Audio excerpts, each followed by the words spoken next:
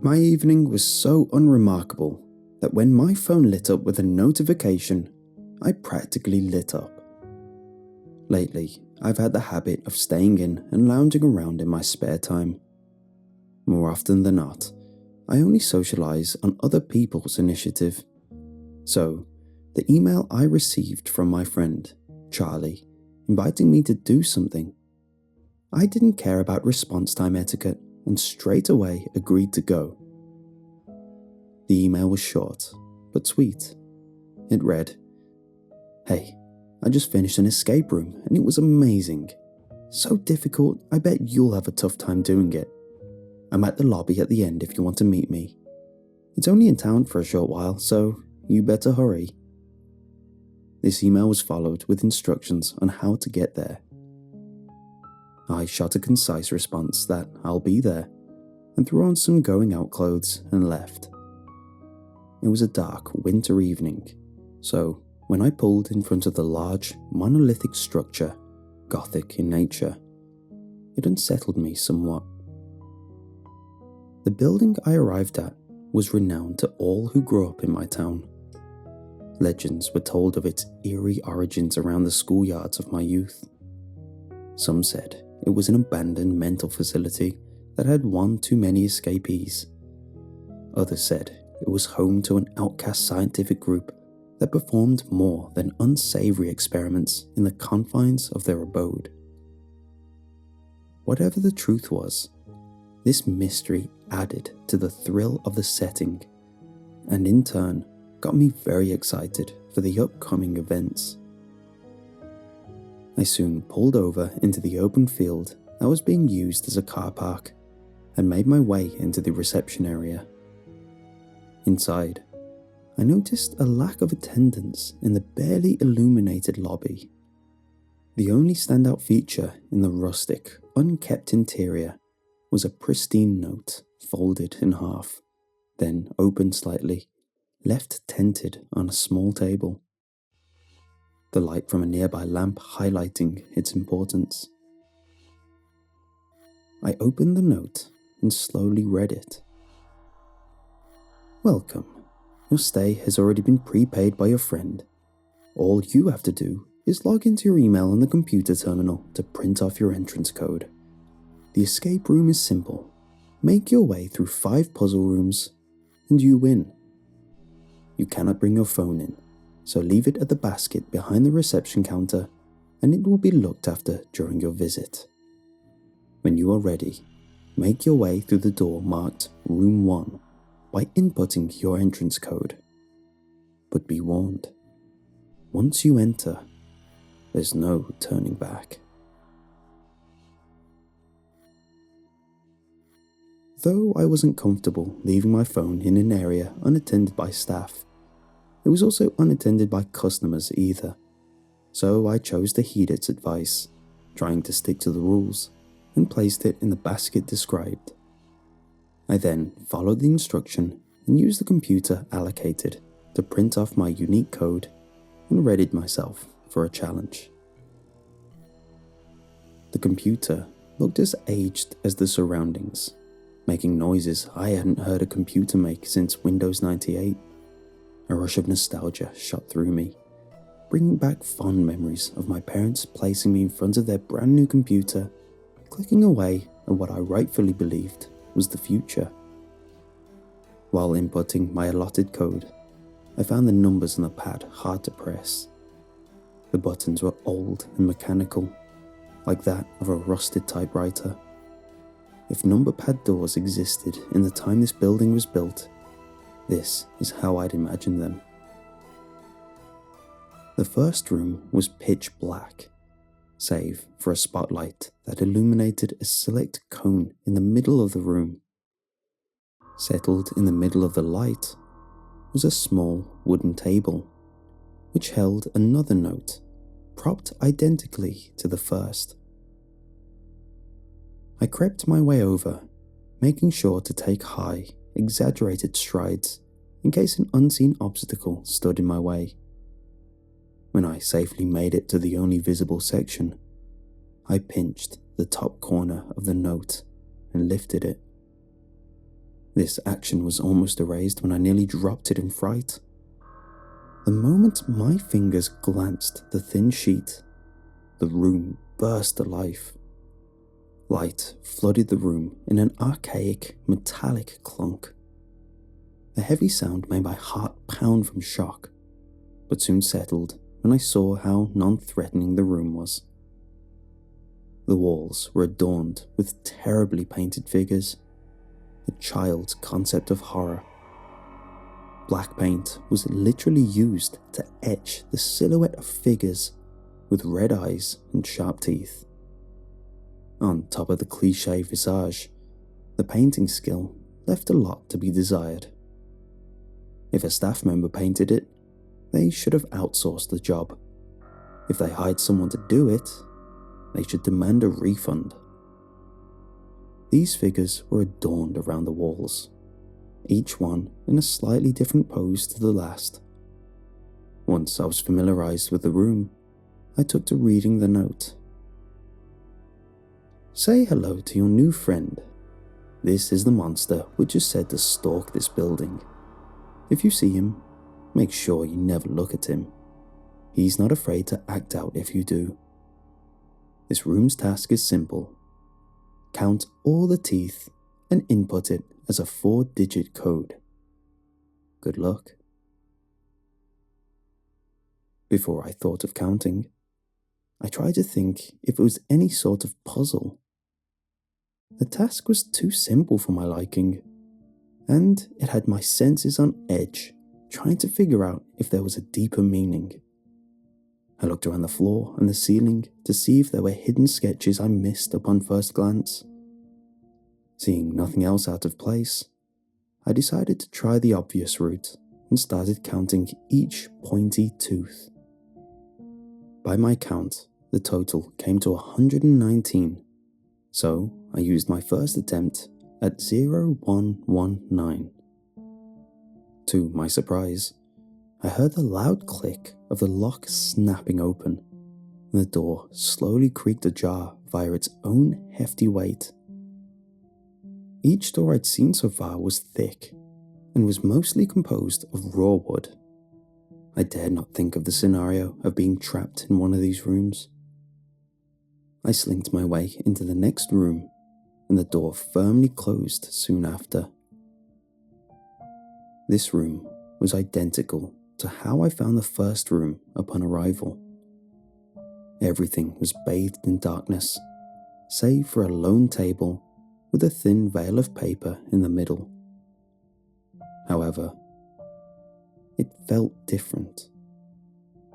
Whether the darkness was unnoticeably thicker or the light was unnoticeably thinner, the room felt heavier in presence. Despite its identical appearance as room 1, something within me whispered I had to move on to a higher stage.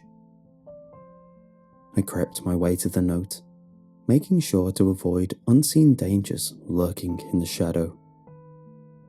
As soon as I grasped the note, the room once again burst to life. The room wasn't too dissimilar to before, though this time it wasn't adorned by childlike scribblings. I looked around and noticed a furnishing that wasn't in the previous room. A table. Atop the table were 2 jugs and a set of scales. I furrowed my brow. This looked oddly familiar, but at that moment I couldn't place why. I read the note and studied the puzzle described. It laid out what I needed to do. On the table were 2 jugs, one that held 3 litres and one that held 5, that I could fill with a tap. I had to perfectly fill a jug with 4 litres of water and place it on the scale. I dropped my arm with the note to my side and internally slapped my forehead. I realised why this seemed familiar. This was the water puzzle from the 3rd Die Hard film, Die Hard with a Vengeance. It took me a second to remember the answer, but it was simple. Fill the 5 litre jug, then pour as much as I could into the 3 litre. This left me with 2 litres in the 5-litre jug. Then I emptied the 3-litre and poured the remaining 2 in there. After that, I filled the 5-litre again and poured the water in the remaining 1-litre space in the smaller jug, thus leaving me with 4 litres exact. It was a child's puzzle at most, and I was starting to think my friend was having me on by selling me this experience on its difficulty and challenge. I placed the jug on the scale, and the metallic click resounded from the exit door, signifying its unlocking. I begrudgingly moved on to try get the rest of this experience over with. When I clipped into the next room, I surveyed the area. The room was a mirror of the last, darkness swallowing the room, with the only respite being the beam illuminating a single note. Though the puzzles from before left a lot to be desired, each time I entered, a chill would pass through me, the anticipation of the revealing darkness always weighing heavy on my mind. I stumbled toward the note, taking less care this time as nothing had caught me out before. My mind was starting to get complacent with the setting. With my dominant hand, I pinched the corner of the note and slowly lifted it. Once the light beamed on, my eyes reflexively tightened. The slow revealing of my eyes opening lessened the blow of the scene before me. Along what were already grimy walls were the running of red smears. Various shades adorned the walls, some looking a fresh crimson red, others looking an age-old brown. The stark contrast from the previous inane rooms made my breath stagger in shock. In disbelief, I immediately turned to the note for answers. Welcome to room 3. This challenge might be a bit gut-wrenching. On the table behind you will be the friend which invited you here. He looks peaceful, doesn't he? Your task is simple. Use the tools provided to retrieve the key. You have the option to leave the room without it, but something tells me you might need it later. Good luck. I flipped the paper a few times, in denial that that was it. I searched with all the hope in my heart that there was more, or that there was a mistake. But there wasn't. I dreaded the reveal, but I eventually relented and turned to see if what the note said was true. It was. Behind me was the still body of my friend, Charlie. I slowly stepped over to the body, the cadaver of my friend unmoving. Around him were the overused and undercared tools that most likely came from the building, each looking like they were from medical jobs I had no idea existed. These were all placed on a large stainless steel table. It looked clinical, similar to what you'd imagine you would find in a meat factory. Robust and could handle a lot of manual labor. His arms and legs were strapped down. His skin around these leather bands had red streaks, giving the impression that my friend had been struggling around. I tried to wake him. I slapped him around, shouting at him. I tried everything in my power to wake him up. Nothing. This took me back for a second. And then it hit me. This was a test. Something you'd see in Fear Factor, where they make celebrities reach into what they thought were gore, but was really warm spaghetti. Still, there was something unnerving about cutting into something that looked so much like someone you know. The first cut I made was entirely with my eyes closed. The skin was tough and rubbery, like cutting into an uninflated basketball. However, once inside, it was easier to get around. I dug my hands in and reached for what I could vaguely recognize as a stomach, retching with each moist squish. It took a few attempts. My organ knowledge was lacking, to say the least. Even with a map, I'd have stumbled in the wrong direction a few times. Many visceral minutes later, I was popping what I assumed were pig organs, as they are some of the closest to humans you can find, and pulled out a small metallic key. Once completed, it all hit me at once, and I collapsed to the floor, seething in exhaustion. I now had empathy for all the celebrities I laughed at on those freaky challenge shows. The body above was a mess I no longer wanted to look at. After a few moments of me trying to catch my breath, a familiar click resounded around the room. I scrunched my face at this, wondering what the purpose of the key was if it wasn't used to exit the third room. Knowing I wouldn't find an answer through pondering alone, I pocketed the key and got up. Begrudgingly, I made my way to the door, not wanting it to somehow click shut if I left it too long. I was starting to tire of these games, but I encouraged myself by remembering there were only 2 rooms left. As soon as I entered room 4, I mildly vocalized my frustration. It was the same ordeal again, a dark room with a beam of light flaring in the middle. Though looking back, this frustration may actually have been compensation for the dread that filled me each time I entered. There was something chilling about the repetitive darkness, a veil which hid a new surprise each time. I crept my way over to the middle, this time not in haste, learning my lesson from the room before. I took a deep breath. I exhaled loudly as I picked up the paper, drenching the room in a dull light. This note started with a tone of urgency. Don't turn around. Don't look him in the eyes. He will try everything to get your attention. Under no circumstance should you ever give it to him.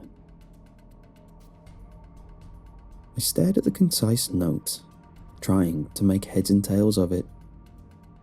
As I pulled it from my vision, I caught a glimpse of a figure in front of me.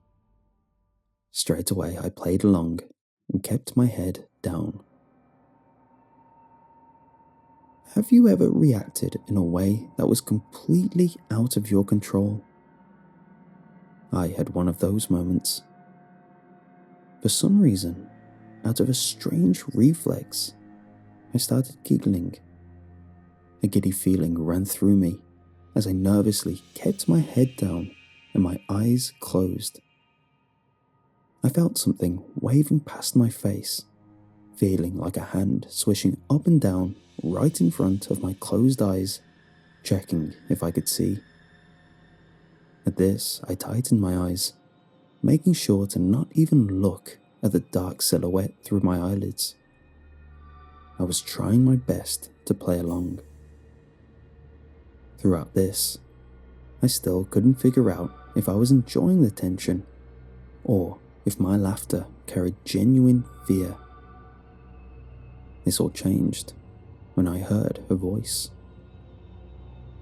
Hey, it's just me. We had you going this whole time. The familial tone and vibe calmed me all at once. It was the unmistakable sound of my friend, Charlie. It was all starting to add up in my head. All the events, the poorly thought out early rooms that were sold as an amazing experience, the strange yet surreal room involving Charlie's body. He set this up, and it got me good. I burst out laughing in a sign of defeat, trying to overshadow my embarrassment and not picking up on things sooner. My head still hung down, having made myself comfortable at that angle.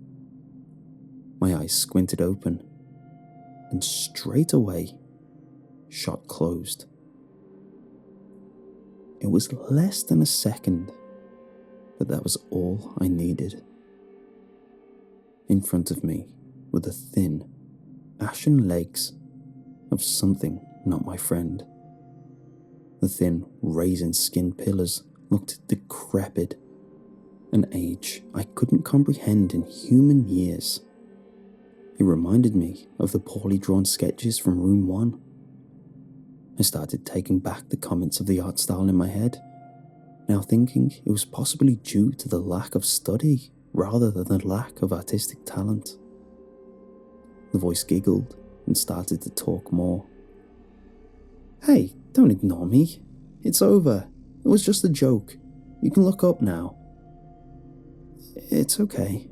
I think I'll keep my eyes closed, just in case." Was it my best improv, which was picked apart immediately? Just in case? Just in case of what? There's nothing going on. Just open your eyes. The frustration at the end of that statement revealed something more than just anger. It carried a tone no longer attributed to my friend. In fact, it no longer attributed to anything human. A glimpse under the mask of what was really in front of me. I nervously kept my mouth closed, trying to fixate on my eyes remaining as tight as possible.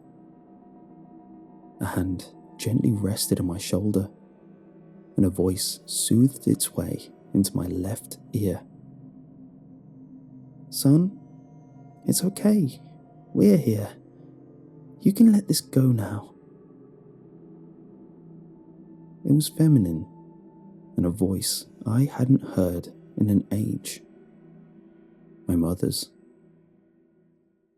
Another voice echoed into my right ear, this one much deeper. "Hey kid, you did well, but it's over now. We're proud of you. Look at us so we can greet you properly. It's been too long." This voice was unmistakably my father's, something which took me by complete surprise. I was shook, my mind reeling at the scenario unfolding before me. It had been so long since I've heard those voices, many years since I touched them. I wanted to believe it so hard that they were there, because in reality, they had been dead for almost 5 years. Tears welled up in my eyes, loosening the iron grip I forced on them. They quivered with a hope I all but knew was false. But the possibility, that glimmer of hope tore me apart inside. It had been so long, so many years. They didn't stop talking either. They whispered words of pride, of encouragement, of kindred love. Still, my eyes gripped closed. Inside, my heart was pulling them open. My brain was pressing them closed. Their words didn't stay positive for long. Similar to the emotional outburst as before, they contorted into twisted words of malice. "You always disappointed us, and you can't even look us in the eyes? Shame. 5 years, and you don't want to see us? What kind of coward did we raise?" These were just the lighter ones. These cut deep. I cannot describe the surreal feeling that was swirling inside me. The urge to resist was eternally getting harder. My breathing picked up. A strong feeling of panic crawled around my body, each part shaking wherever it touched. A shiver of fear and pain. This all came to a head when they were screaming in my ears, each side of me, belting at me to just look at them. They moved around, sometimes focusing at one point in front of me. When the two voices intertwined, I swear I saw the soft glow of red flare across my closed eyes. However, this was more bearable than what they turned into. The screams softened to pleas, which fell into begging, then eventually dissolved into quiet whimpers. These wordless sounds tore my heart more than the loss I felt at the death of my parents. The tears dripped from my face as silence took over. First, it was a deathly quiet. But when the realization came that not only would I never hear those voices again, but how twisted the last words I'd ever hear their voice in, I fell down and bawled. Between sobs, in the silence, an all too familiar click echoed around the room. It took me longer than I'd like to admit to recompose myself. Even when I finally chose to move on, the weight of pain still sat heavy in my chest. I didn't understand what was going on, but all I wanted in that moment was to get it over with. Motivation screaming at me that the next room would be the last, but dread whispering that it may only get worse. I entered room 5 and was faced with the same scene which I'd learned to fear. Darkness, save for my trigger, centered in the room. I composed myself once more and readied myself for the worst. Each step I took toward the note, a feeling of terror pulled at my ankles. Eventually, I was dragging my heels, forcing myself to face the note. Part of me wanted to pull the band-aid and yank the note to my face and get it over with. The other part wanted to enjoy the peace of darkness before I bathed myself in whatever was coming next. Sadly, the silence couldn't last forever, and I gently picked up the note. Upon immediate contact, the room as before lit up, the light blinding me for a second, as at that point I had adjusted to the darkness in my procrastination. I held the note right in front of my eyes. I fear that whatever was in the room couldn't hurt me if I couldn't see what it was, similar to the comfort of pulling a blanket over all your limbs as a kid. Secretly, everyone knows it'll do nothing, but the irrational comfort was better than nothing. I squinted at the words and slowly made them out. Welcome to the last room. Don't worry, this is a simple one. If you have the key, just leave the room. If not, you'll have to take the second option. Just lie down in the bed and fall asleep. Whether you wake up depends on whoever you invite next. I was taken back at how simple this seemed. Just leave or stay? It was clear what the obvious choice was. I looked around the room, and upon a quick glance, I couldn't see anything indicating a key. I looked around the room, and upon a quick glance, I couldn't see anything indicating a key, nor something that could hold a small item. My surroundings were simple. The room was as dingy as the ones before. In front of me, in the center of the room, was a small wooden table, identical to the previous one. To my side was a metal table, with nothing but a few strips of leather on top.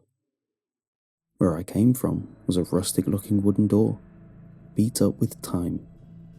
In front of me was a different door.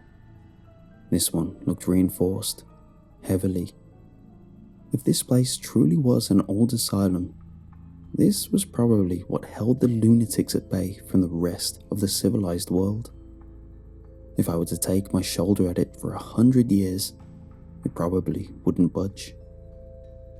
My only chance of escape was the key. I looked around again, this time more intently, and a sense of familiarity came up. I did a double take and stared at the only out-of-place item in the room, the metal table. A nostalgia gently reminded me of an identical scene from before. As I studied it, I saw a mix of gore lay stained on it, as if it had seen years of use in a meat factory. My stomach sank as I pieced together what happened before. The fake body of my friend I'd cut into may not have been as fake as I'd thought. My hand shook as I slowly reached down into my pocket, barely able to grip the item I wanted to deny getting. Even when I only saw a glimpse of it, I saw the reality of what I'd done. What was once a pristine metal key was coated in a thin layer of gore. What I once comfortably felt was fake Halloween blood was now screaming at me the regret I'd carry for the rest of my life. I was in a pale state of shock when I gently rubbed it clean, hoping that things unseen would hide away the painful memories they carried. When it got to a usable state, I gently lowered it into the keyhole, and an easing click sounded as it gave no resistance to twisting. The final words of the previous note echoed through my mind, deflecting all denial I hoped to cling on to. Whether you wake up depends on whoever you invite next. Charlie. He probably saw who invited him to this cursed place. He probably never had the delusion I had of the cadaver being fake. He probably left room 3 without the key, leaving him to the mercy of the fail state of room 5. A fate I so luckily avoided through my ignorance, but an ignorance I couldn't keep through the revelation of the final rules of the game. I was a ghost when I entered the lobby once more. The same room that started the event was a place I wanted to put behind me and never see again. I glimpsed the reception desk with a small note next to what I recognized to be my phone. I waddled over, numbness making walking a harder task than it should have been. I pocketed my phone quickly, the comfort of communication a warming feeling in the cold mindset I was stuck in. Hesitantly, I read the note. Unfortunately, this one held no malice. Congratulations on succeeding. You are one of the lucky few who have successfully navigated this escape room. Make sure to tell your friends and family to play. But shh, don't tell anyone about the secrets you've learned tonight. You don't want to spoil the game for potential players. If we have to remake the game, we'll make sure you are our primary playtester. Thank you for playing. The way the note was written, as such a positive vibe, made me sick. Whoever ran this obviously took immense pleasure in the whole thing and wanted to protect it at all costs. It didn't take a genius to see the obvious threat if I were to report this, though the way it presented itself as being ran by people left me confused. My mind briefly wondered at how something so insane like this could be ran by anything human was beyond me. I counted my blessings of survival and left, clinging on to the victory of living. When I entered my car, I reflexively checked my phone for the time. I had left around 8 in the evening, and it was now just past 9.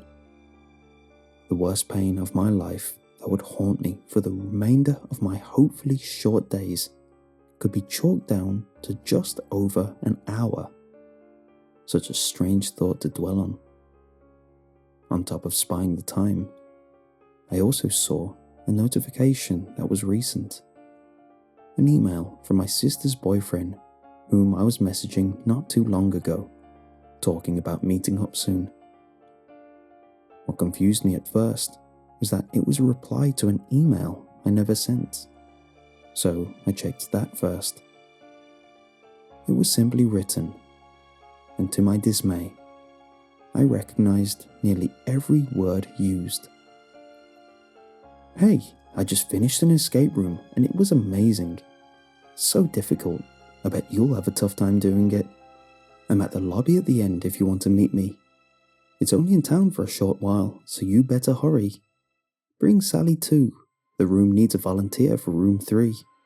She'll have a blast too." This was followed by the same instructions on how to get there. It was identical to Charlie's email to me, with the addition for someone to fill my role.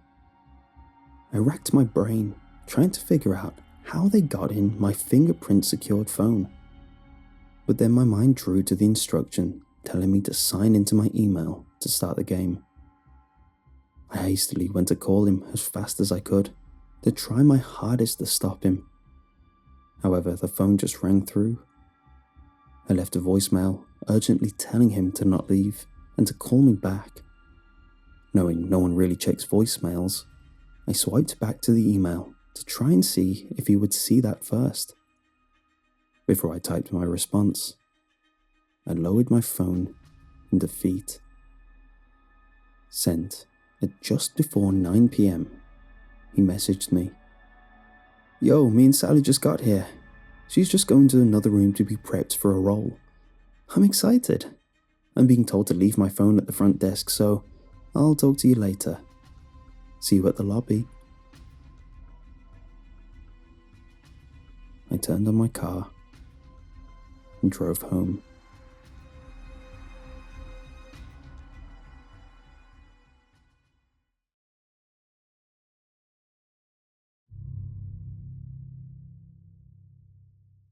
My New Year's started with a bang.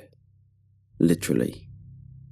I didn't feel like I was driving fast, but perception can be a bit disoriented after a few units of alcohol. I've always been someone who fervently refused to drive under the influence. However, it was late in the New Year's Eve, and the roads were especially empty, and I had no other place to stay. I didn't fancy Uber or a taxi, because I had made the stupid decision to drive there, and didn't want a taxi back to pick up my car. I'd almost made it back. I was careful throughout most of my journey, but when I hit the country roads, I got complacent. A patch of wet mud slipped a wheel, and soon my car was tumbling over and over around a field. After that, I remember things in flashes. Lights flickering across my face, people in high-vis clothing shouting, urgent screaming to others who moved fast at his words, more lights and a blaring siren. When my mind started to soothe into a constant stream of time, I was being pushed through the many double doors of a hospital, the sterile smell of the building filling my senses, mixed in with a copper smell of my own blood. Before I even stopped, I knew this was going to be rough. All the while, a persistent thought ran through my head. Those annoying rumors that I was told when young, that if you're an organ donor and you show up as a wreck, they're more likely to harvest your insides than treat you. I always ignored them and signed up, knowing it was the right thing to do. But a small seed of annoying doubt flickered in my mind in my stressed state. In my head, I felt fine. The adrenaline of the situation casting a wave of denial over me. In my head, I felt like I was still a functional person. I tried to prove it by getting up, but my body didn't listen, no matter how hard my mind screamed. I settled down after testing my limits, knowing I had little vision through my half-open eyes and hearing through one ear, and for now, this was all I had. A niggling fear that this would be the life I would be resigned to for the rest of my life. When still, everything still felt in motion, my senses battered, vertigo swimming in my head as I saw doctors and nurses rushing. I was comforted at this, until they all stopped in unison, a niggling fear setting in as to why they stopped during such an important time for treatment. A new figure had joined the fray, a man in a formal black suit. Despite the whines of the machines linked up to my body, no one made any progress with treatment while he was around. He spoke in an authoritative tone, though I could not hear the exact words he was saying. What I did hear was the doctor protesting to whatever he was demanding, uttering the phrase, "No, we can treat him." A hopeful phrase to me, which fell on deaf ears. Suddenly, the fear of secret organ harvesters for rich clients swam back up my spine. The room fell silent, quiet enough for me to just about hear the words spoken by the mysterious figure told in a humming tone. He stated that, on paper, I was a goner, but then mentioned something about a study I signed up for, before silence fell once more. After a brief period of pondering, the doctor ushered the nurses and other attendees away, and they were quickly replaced with more official-looking figures in suits. I tried screaming for help, feeling that everything about the situation was wrong, but all that came out were barely audible wheezes, which dissipated into the air, no one taking notice, -1. The doctor, a look of defeat as he turned away in shame and fear. I panicked inside. In this heightened state, I remembered what he was possibly referring to. While studying in university, there was a small campaign to make an extra bit of cash, to sign up for an experiment by, quote, selling my body to science. The way they worded it was that it would only really happen in death. It seemed like free money at the time, and most people were selling their plasma at this point for food money, so the idea of signing away my body past death never seemed like a bad idea at the time. I wouldn't be doing anything with it anyway, though at the time, I imagined death would be much later in life, and more importantly, I'd be, actually dead. Instead, I was now being carted in a helpless state to the roof of the hospital building, mistaken for a brain-dead patient, where a blackout helicopter was waiting. I was rushed in where a few medical attendees kept me stable throughout the rough air ride. Any comfort I had through this rough ride was drained from me when I no longer saw the lights of civilization through the window slat I could peek through. Wherever I was flown to, it was completely out of town. I was still conscious through the flight, though I no longer wanted to be. My waking life now, a nightmare that I wanted to drift away from in the unconscious. In a haggard state, I was pulled from the helicopter and dragged through more long corridors. The calming, clean hospital appearance from before, replaced by these suited men in a sterile gunmetal-styled building. I recognized the room I was dragged into as barely an operating room. What I just about recognized was overwhelmed by what felt more like a military base. The attending doctor spoke to me, which shocked me. I figured they accidentally thought I was brain dead up to this point, and they optimistically felt I was okay to experiment with. The fact that he acknowledged my consciousness sickened me. No longer did I feel this was a terrible misunderstanding, now knowing it was directly them taking advantage of my helpless state. I was put under and finally able to escape the conscious hell I was brought into.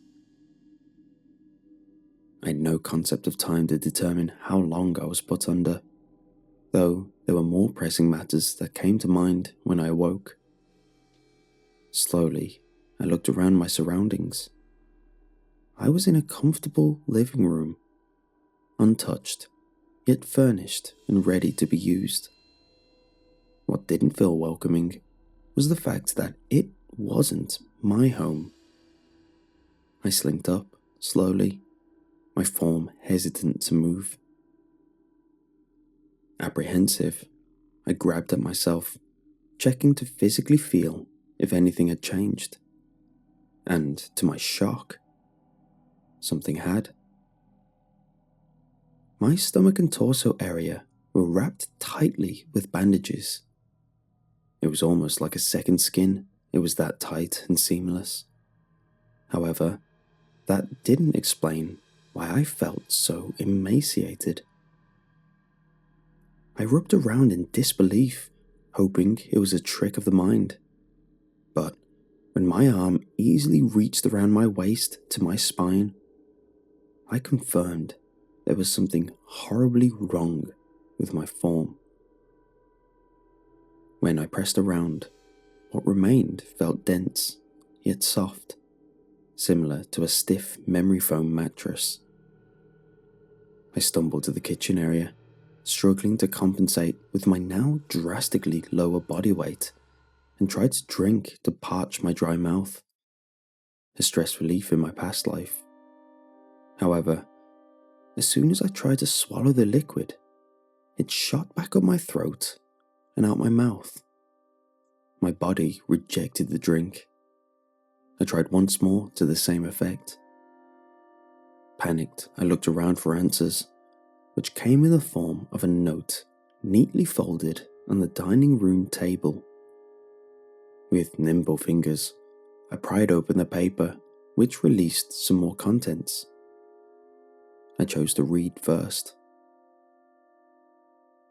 The note spoke of the deal I'd made in university and gladly told me that their experiment was a success. The experiment they performed was a full internal organ extraction. I was gleefully informed that I no longer had to eat, drink, or sleep. The only stipulation was that I was to remain with them for further testing, and reminded me that this was what I signed up for. My breathing picked up. I scooped up the papers that fell, which was a currency not familiar to me. These notes were very bland compared to anything I was used to. They almost looked counterfeit, but even counterfeit money attempted to look real. Each one displayed an unknown symbol to me, followed by a number. I stumbled outside and looked around. There were people wandering the street. Some were like me, and others with bizarre additions. New arms where an arm shouldn't be. Strange combinations of what looked to be siblings, connected at intervals along their bodies. There were kids playing in a yard, each a disturbing concoction of parts. I looked further down the street and saw a building which stood out between the stereotypical suburban housing that lined the road. It was a small complex that looked like a shop, a familiar symbol branded on the side, the same one on the notes.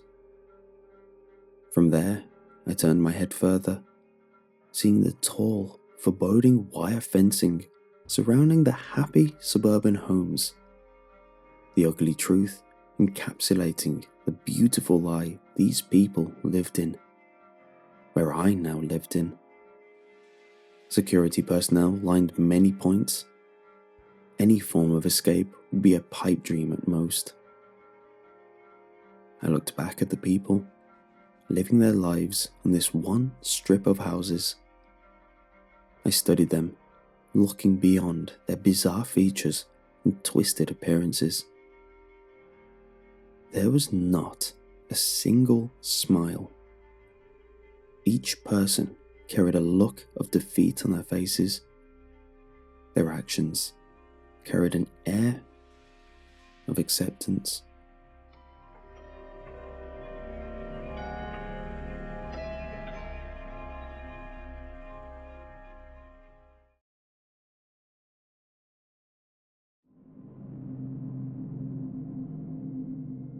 As ashamed as I am to admit, I went through that rebellious teen phase in my youth. Whatever my parents asked of me, I wanted nothing more than to do the opposite. They were your typical hard-working cookie-cutter parents, and I was adamant on being the dark sheep of the herd. This applied to everything. Music-wise, they listened to oldies like the Beatles and the Rolling Stones. I steered towards music they didn't like, heavy music like Korn and Slipknot. They wanted me to do well in school. I dossed all day and always had my teachers having words with them about my behaviour. This carried over to my fervent obsession with body modification. They liked clean skin and heads devoid of metal. I wanted tattoos and piercings in every spot possible. I would ask every day for a small piercing here or a tattoo there, knowing that the only way it would be possible at my age is if I had their written consent, something they fervently denied every time, their reason being that it would be a slippery slope to getting more and more. As you can imagine, this denial only made me want it more. I spent a lot of my free time hanging out with other like-minded kids my age at the local skate park. As you can imagine, looking back, I was a walking cliché. It was there that someone approached my friends and I. He was a scruffy, but not homeless-looking man. The stoner look, if I had to label it. He was polite in his demeanour, but he wasn't too alienating to a bunch of adult-hating kids. He pitched something to us, and it was something that was music to our ears. He explained he was training to be a body piercer and wanted some volunteers to get some free work done.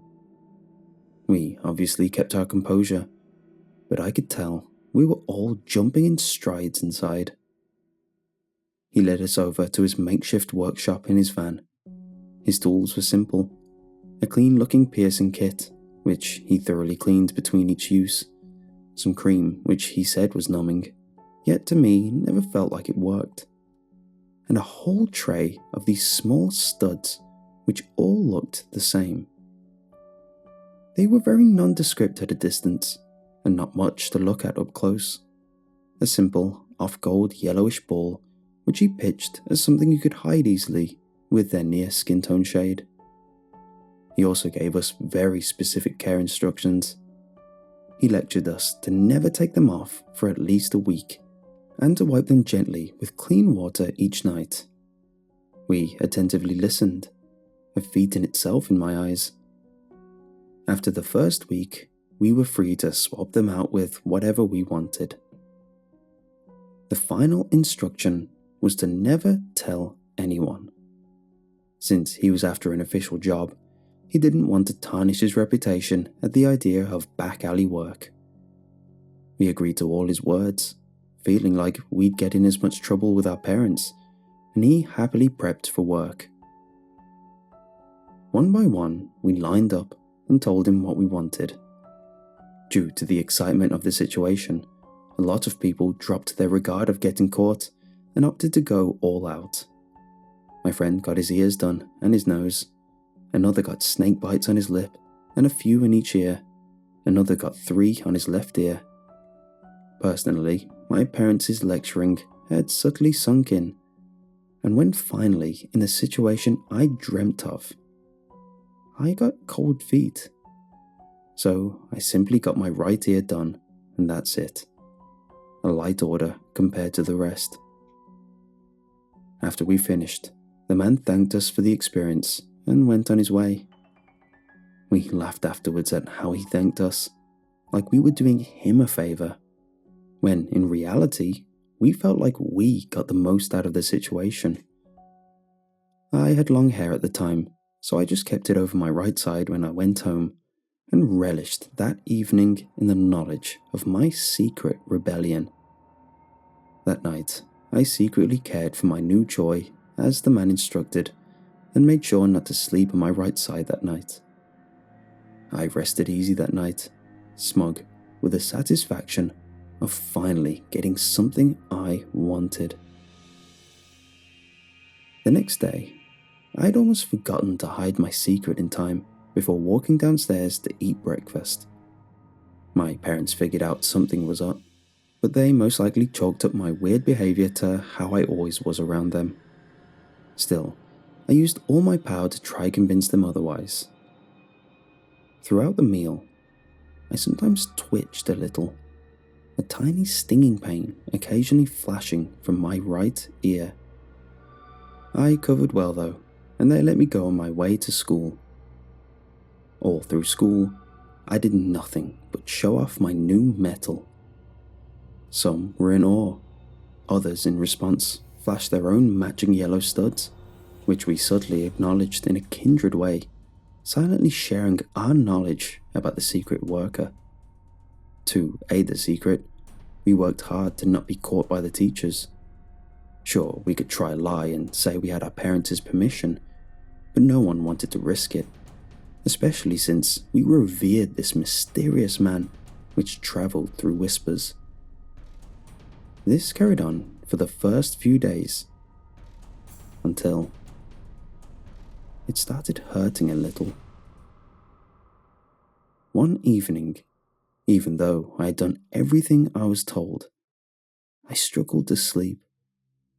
Not just because of the slight stinging pain emanating from my right ear, but because of the strange sound I felt like it was making.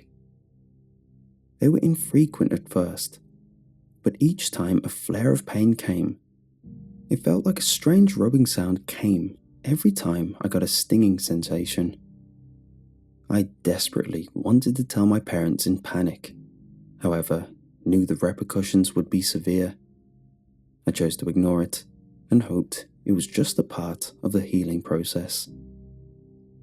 The next day, everyone who had a piercing confided in each other about this strange feeling.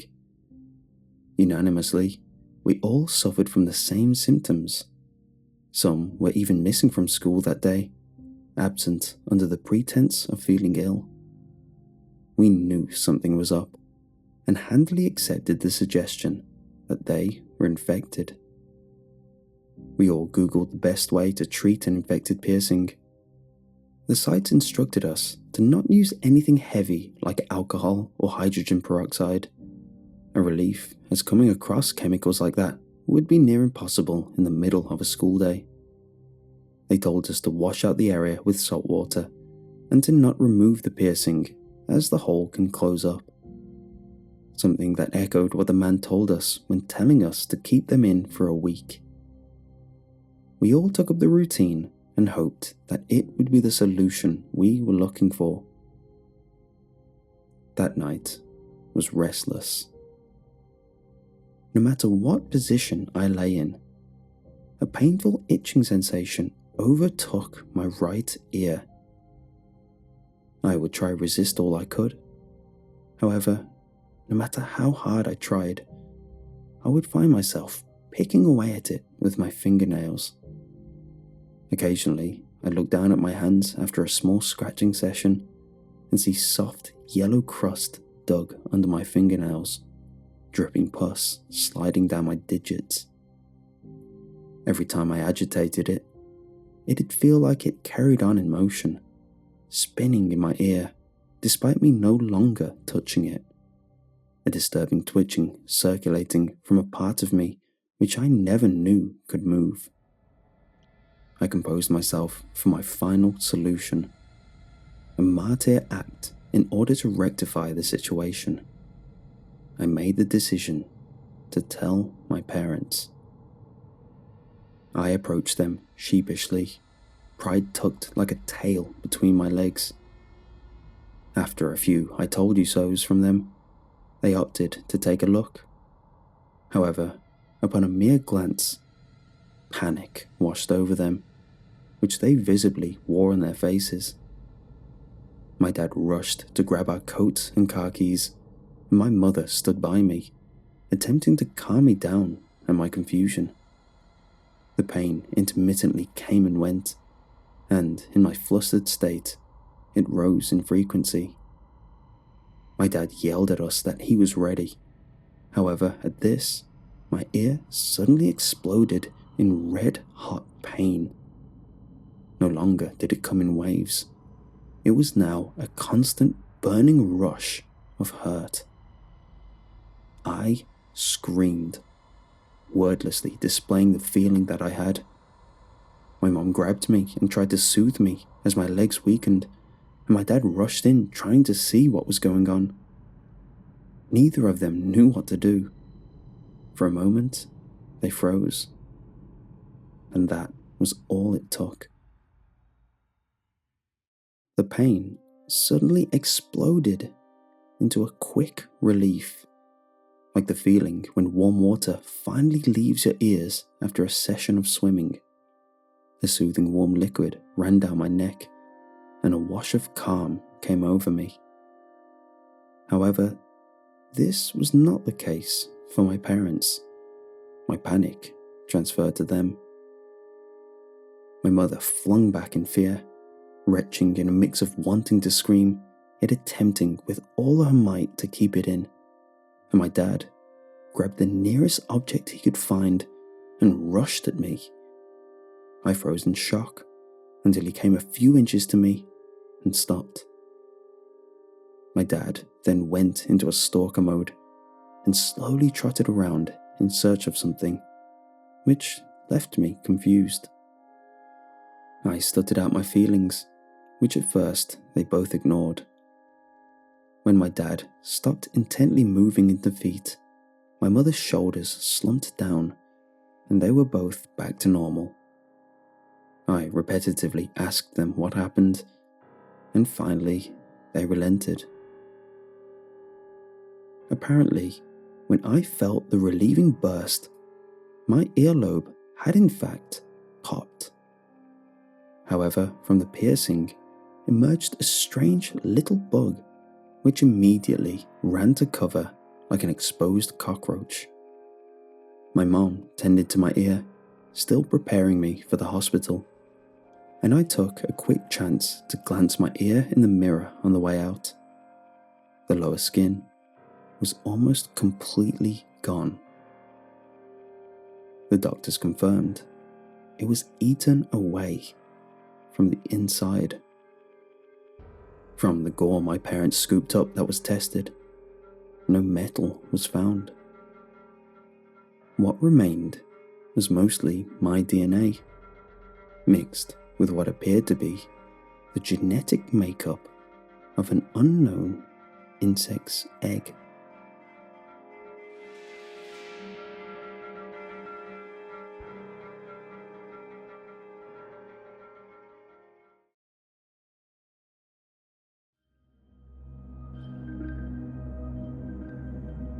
From the moment he was born, I've always loved my son, Christian. For the last 6 years, it's just been him and I, a dynamic duo. His mother left us, not willingly that is. She passed away on the operating table after a difficult birth. It's sad, but this is more common than people think. However, no matter how much you hear that, you never expect it to happen to you. One of those eerie statistics that people rattle, which you don't think about until it hits you in the face. It was odd. When she died, she was serene, right until the end.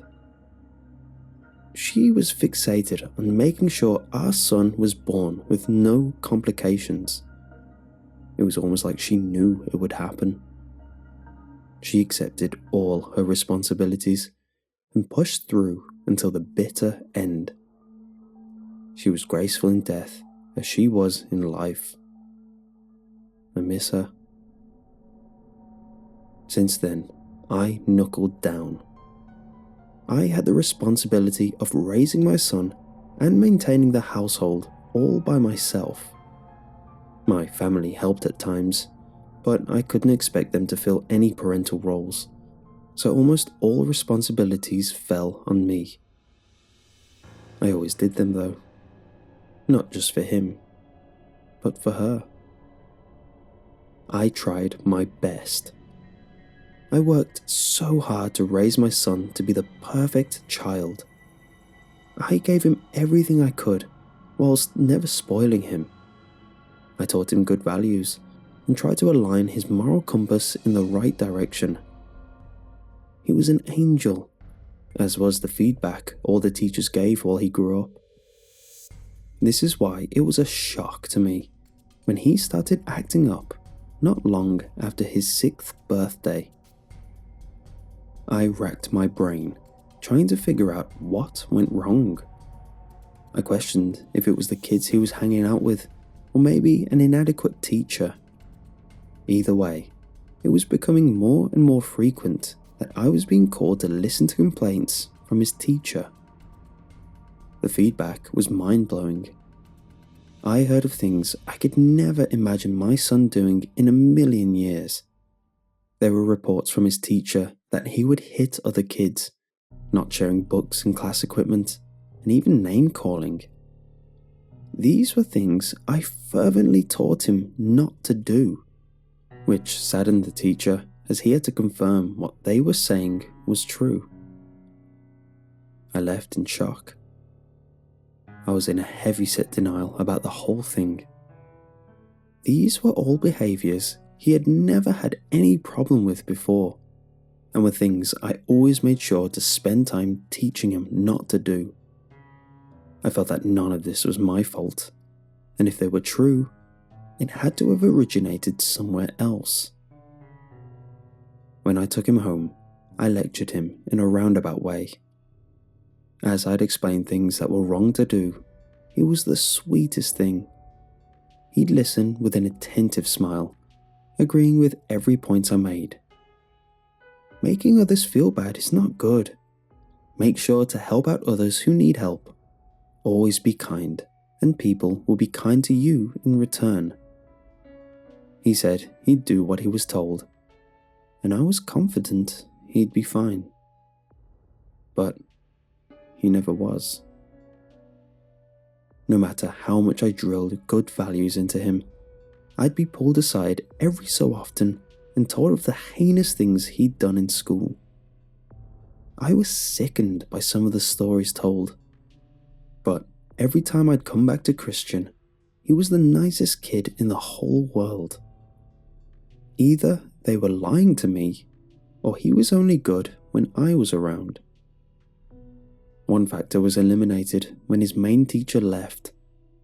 I felt that if the problem was him, this would be his fresh start with someone who cared. But they never did. They only got worse. I was called in to look over his art from class. Without getting into too much gruesome detail, they were disturbing. I don't know how a child conveyed such dark emotions with such simple abstract pictures, but he did. This wasn't a one-off either. It became so frequent that to save both the teachers and my time, he just saved them up and we'd review them at the end of the week. Each picture was unique in its own sense, conveying a pain that I never knew someone so young could simulate.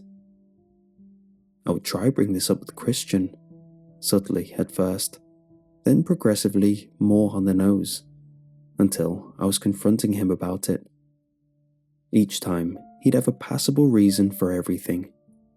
The drawings were often obscure, with the darker details being seen through the lens of artistic interpretation. In other words, he claimed they were the simple shapes and colours that lay on the page, not the twisted amalgamations of pain and suffering that could be compared to Dali crossed with Picasso. The art was easier to explain than the behaviour. With each meeting, I would be told about the various forms of acting out Christian did. He hit other kids when the teacher wasn't looking. He would pull on girls' hair, spit at people he didn't like. He was never seen by an adult, but the frequency of these complaints from the other students made it more and more believable.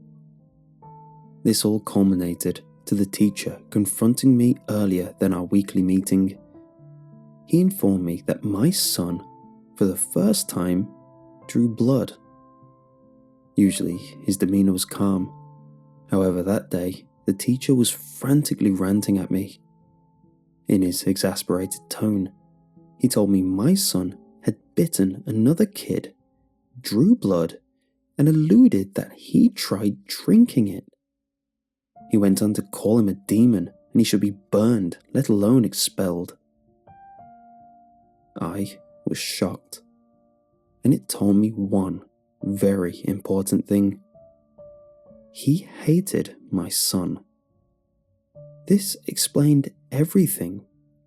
How his art had a much higher degree of talent than a 6-year-old should be able to produce. That it seemed like the evidence was planted. How his behaviour was never reported by any other teachers and only came from these unverified complaints from other students. And how the other kids still seemed to talk to my son like nothing was wrong. This got heated to the point that the head teacher had to get involved. We both explained our sides and left it to her to make a decision. Either my child really was a demon who was somehow gaslighting the teacher with comic book villain level torment, or my son was being victimized by an inadequate teacher. She went off to contemplate action, and for a while it was left at that. During my next meeting, in which I heard some more egregious actions my son supposedly did, which I didn't pay much mind to anymore, the headmaster came to an agreement. My son would see a behaviour specialist. She told us she found someone who could pick up on a child's behavioural patterns just from a simple conversation, and that if my son was lying, he'd know. To me, this was perfect.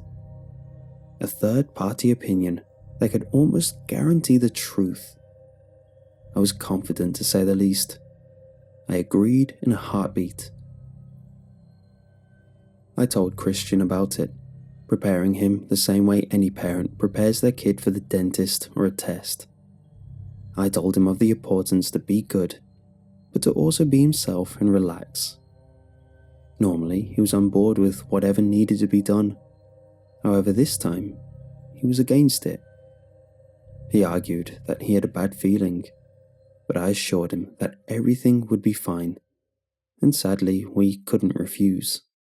It was necessary. Though Christian wasn't happy, he eventually relented, but not before voicing his disdain towards me. I just accepted it as that kid hate that parents get when they don't get their way. Christian went into the meeting. It was scheduled to be an hour, but only 15 minutes later, he popped out ready to leave. A smug smile plastered across his face. Christian was itching to go, but I was called in to see the psychiatrist to Christian's protests. The psychiatrist sat me down and got straight to the point. He looked frazzled, like he had aged years since I saw him only minutes ago. He muttered out that he was special. I was shocked at this. I started to defend his odd behaviours and that he shouldn't be put into special needs, but he reiterated what he meant. He meant special. I was confused at this, a confusion which was never answered as he moved forward. He told me Christian is not normal and never will be. Not only that, things will only get worse. However, he was willing to take him off my hands and my loss would be heavily compensated. he ended that this would be for his own good. I was stunned at this egregious offer. I was horrified that another human being would even think to make this kind of statement, let alone a professional. What made it worse was that he put it forward like he was doing me a favour. I promptly told him where he could stick it and stormed out. On the way out, he tried to hand me his business card, which I ignored as I walked away. I grabbed my son and promptly left. After all this, I felt bad for Christian. I decided I would treat him on the way home to some ice cream. Even eating his favourite dessert, he was still mad about everything, and he hadn't even heard what I heard. I couldn't imagine how he felt in that moment. I tried to ask him how it went. However, at the smallest start to conversation, he went off on me. He accused me multiple times of being with them. I tried to ask who they were, but he said that I knew. I told him I wasn't with anyone, that I would always be there for him. He called me a liar. I couldn't help but nervously eat my ice cream, trying to think of a way to calm him. While lost in thought, Christian uttered one last statement with a tone of finality: to never give him to them. As he did so, a horrible taste overcame my senses. I spat out my ice cream immediately, continuing to spit more after to try wash away the taste. What I put in my mouth was chocolate ice cream. What came out was something that could only be described as looking like chocolate ice cream. My heart started racing. This was the first moment where I started questioning if I was wrong about my son. But after that stunt, I knew to keep my mouth shut and not say anything out of line.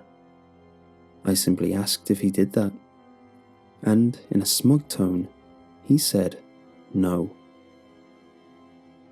After leaving the store with a hefty gift card as compensation for our inconvenience, to the confusion of the staff members, we went home. From then on, I was more conscious of his behaviour. I started picking up on behaviours that were always there but never stood out until then. He was acutely aware for his age, more than he should be. While out, he would always be looking around, studying people in the distance. Sometimes he would catch them doing something embarrassing, like falling over or dropping something important. Every time he would chuckle in a tone that implied that he had something to do with it. He always talked a lot more fluently for a 6-year-old, even using words that I don't ever remember teaching him. At first, I used to think he had amazing teachers that pushed him to his highest potential. But now, I started thinking it might be something else. This paranoia reigned on me. Everything wrong around me, I would question if he was involved. I started getting skittish at the thought of doing something with potential danger. I acted like all luck was stacked against my favour. I started getting terrified of driving, as I would see near accidents more and more when with Christian. Each close swerve or near head-on collision, he'd just giggle, innocently passing it off as him enjoying the quick movements. I was called into my weekly meetings with his teacher. While reviewing his work and behaviour, the teacher would not stop scratching himself. When I looked closer, I noticed he was covered in many needle-sized red dots. Curious and not thinking, I blurted out in shock. He straight away assured me it wasn't contagious, that it was just bedbug bites. I couldn't help but wonder if my son had something to do with it. On the way home, Christian started conversation.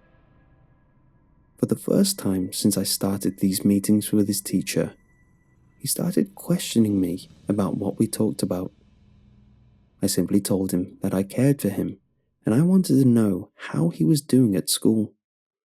I explained that we just looked through his work and that if anything came up, I took his side. He immediately pulled that apart by saying no other kid was going through this. I backtracked and said he was a special case, but the damage was already done, and his tone started to grow more authoritative while he started picking apart everything wrong with what I said. But suddenly, he stopped. His voice raised to a tone like an adult trying their best to sound like a kid, and failing, saying, "You'll never leave me, would you, Daddy?" I was taken aback at him calling me Daddy, something he never really did before. Thinking quickly, I recognized that I should answer as fast as possible to not arouse any unnecessary suspicion. "No, son," I responded. "You'll never give me away, would you, Daddy?" Wanting to cooperate out of fear of repercussion, I answered, "Of course not, son." "Just checking, Daddy." At this, all conversation ended, and the rest of the car ride was silent.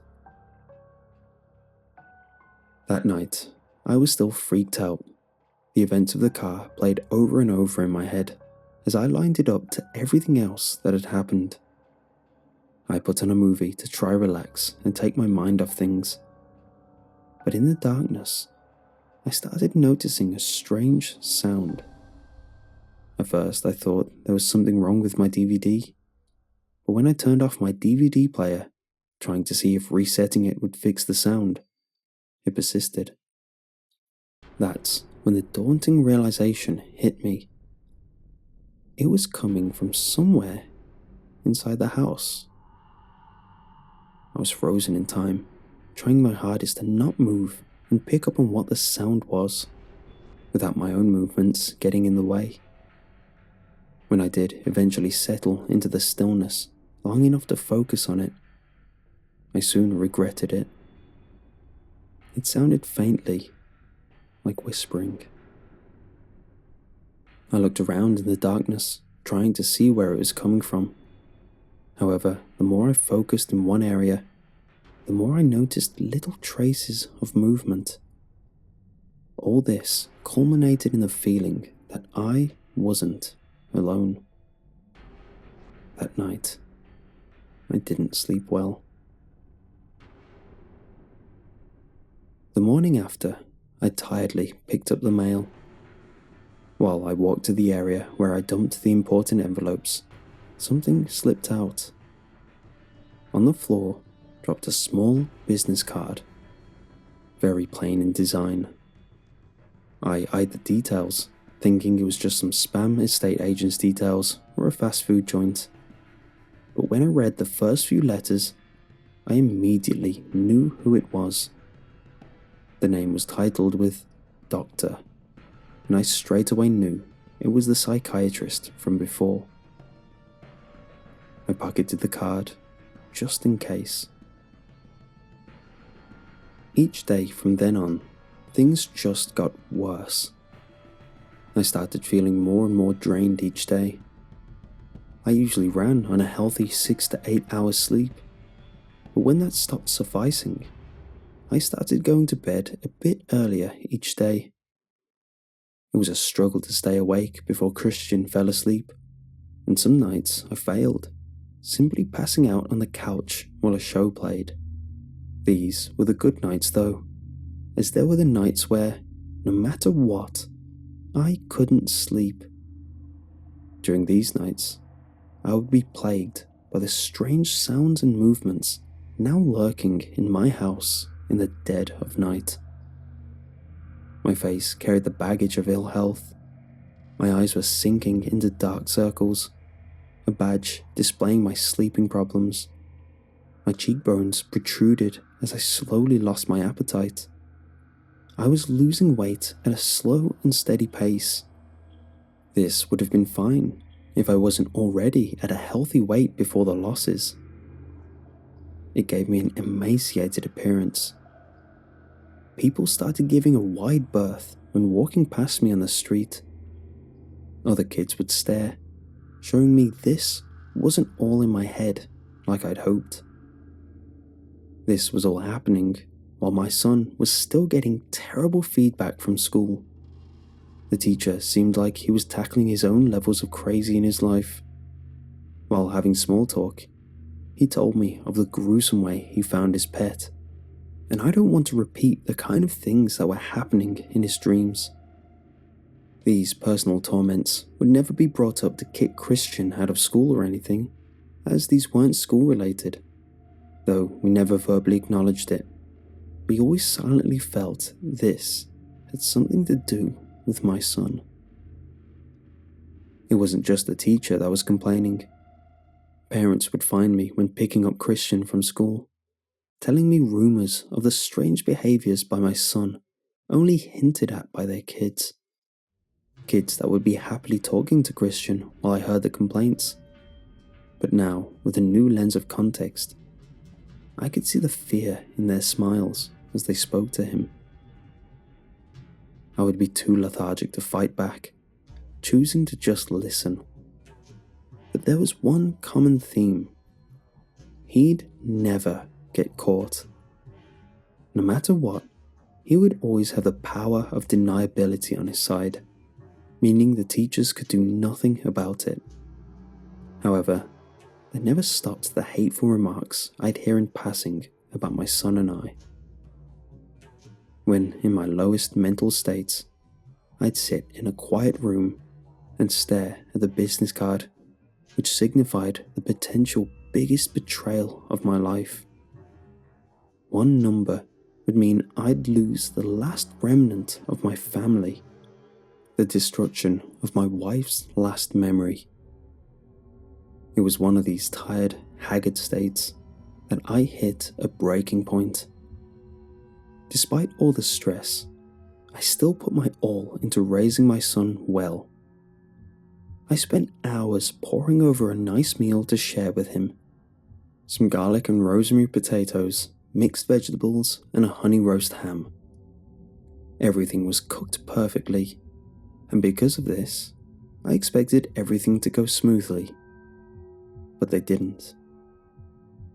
Usually kids ate around their veg, but for some reason, Christian didn't take a liking to the potatoes. I was eating them fine, meaning there was nothing wrong with the taste. I remarked that he had to finish them before he could have dessert. It was this demand that put him on the offensive. He nonchalantly told me he was full, then demanded dessert. My response? I simply ignored him. I felt he was getting satisfaction from my squirming, so I decided that giving him no reaction would no longer feed his temperament. I was right, in a way. It was while I was looking down at my plate, trying to get the perfect mix of food, when a chunk of potato whapped off my face. Despite the soft texture, it stunned me for a second. The force provided was something out of this world. I snapped my head up in a red-hot rage and rhetorically shouted, "Did you throw that?" knowing I already knew the answer. What made me furious was that he had the gall to deny it. I retorted that it had to have been him, but he stood his ground and devilishly told me no. At this, I stormed over, picked him up, and forcefully carried him to his room. Despite his cheeky comebacks, he didn't put up a fight, most likely satisfied at his victory over getting me to so quickly lose my composure. I locked him in there, telling him it was for his own good and to think about what he did. Though he never took any reaction to punishments anymore, so it always felt like a waste of time. However, something bothered me. Before I closed the door, I gave him a look over to see if he snuck anything he shouldn't have before I locked him away. When I glimpsed his hands, they were completely clean. No sign of potato or gravy anywhere. Thoughts of strange possibilities briefly sent a chill down my back. In a shaken mindset, I went downstairs and impulsively called the number I had hidden away in an emergency spot near the phone. I muttered to the voice on the other end that I was thinking of taking up the offer, which I led to asking them to come over to help, and hung up. In my head, I felt like I only hinted at taking the offer in order to get them to quickly arrive to help. At the forefront of my mind, I still dearly loved my son, but in the back of my head, the offer warmed up significantly over this long period of torture. So if I took the offer, it would be for his own good, not my own. In that moment, I suddenly felt a sting of hindsight at how they confidently put the offer forward as a favor. I took this time to go to my room and sit on my bed to think. My room was a sanctuary to me, somewhere that my son rarely bothered me, either out of respect or a strange conditioning on his part to control where I stayed. It was because of that feeling of complacency that it shocked me when I heard a strange noise, a gentle rapping on the door. Confused, I asked who it was. The response left me even more confused. It was my son. The door opened and my son stood before the line separating my room to the hallway. He stared at me for a moment with furrowed brows. The air was thick with anticipation, creating a tense atmosphere, one that could only be broken by its creator. After a brief internal contemplation, Christian piped up. "Who was that?" "Who was what?" I shot back, deep down knowing what he was possibly referring to, yet relenting to reveal my plans. "Were you going to give me to them?" he asked, completely ignoring my denial. "I don't know what you're talking about." Not the best defense, but playing dumb was the best move that came to me fast enough to not rouse any more suspicion. "I saw the card by the phone," he said in a dull tone. "Oh," I thought to myself. My heart rapidly bounced around, spinning my head in a rush of panic. But this brought something to my mind which came to the forefront of my words. "Christian, how did you get out of your room?" This took him back for a second. I could tell he was preparing more for the conversation he started, not this. He stared at me menacingly. I could tell he was both thinking of what to say and what to do. And what terrified me was that to him, the possibilities were endless. During this silence, a sound cut through the air. The doorbell. That was fast, I thought. Some part of me tried not to think that they were that obsessed with Christian as to wait around constantly for the inevitable call. I put on my best poker face, got up, and told my son in an authoritative voice that I needed to get the door. A facade I kept up as I walked up to the door, which Christian slammed shut with an angry expression on his face. I smacked my palm hard and yelled at him, but when I tried the knob, I could only rattle it, appearing that the door was locked. The problem with this was that my door had no lock. I tried getting the door open, light at first, scared I'd hurt his little hands if I tried too hard. However, when it refused to even budge at any amount of effort, I resorted to yelling at him to open the door. The doorbell rang out more while I heard a quiet response from Christian, an ominous message that he was going to deal with it. After, I heard, "I'll be right there," shouted in a friendly tone. What worried me most was that he sounded vaguely like me. All I could do was wait, and while waiting, I heard muffled voices exchanging below between someone in the house and someone outside, to which I heard the door open. I pressed my head to the ground to get a better picture of what was going on. From what I heard, a man walked into the front living room and called out for me, to which he proceeded to the stairs.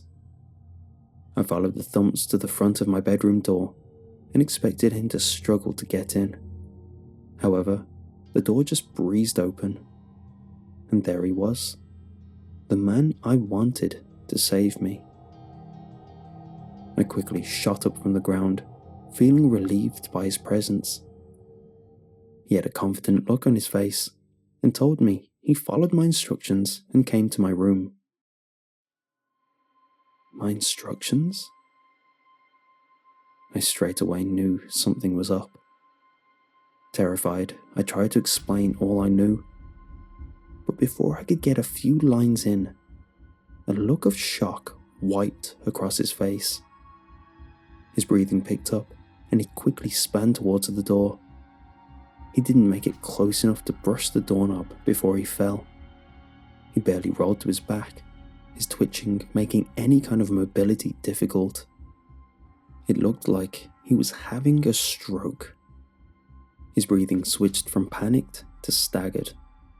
Colour drained from his face as his intake of air was shortening with each gasp.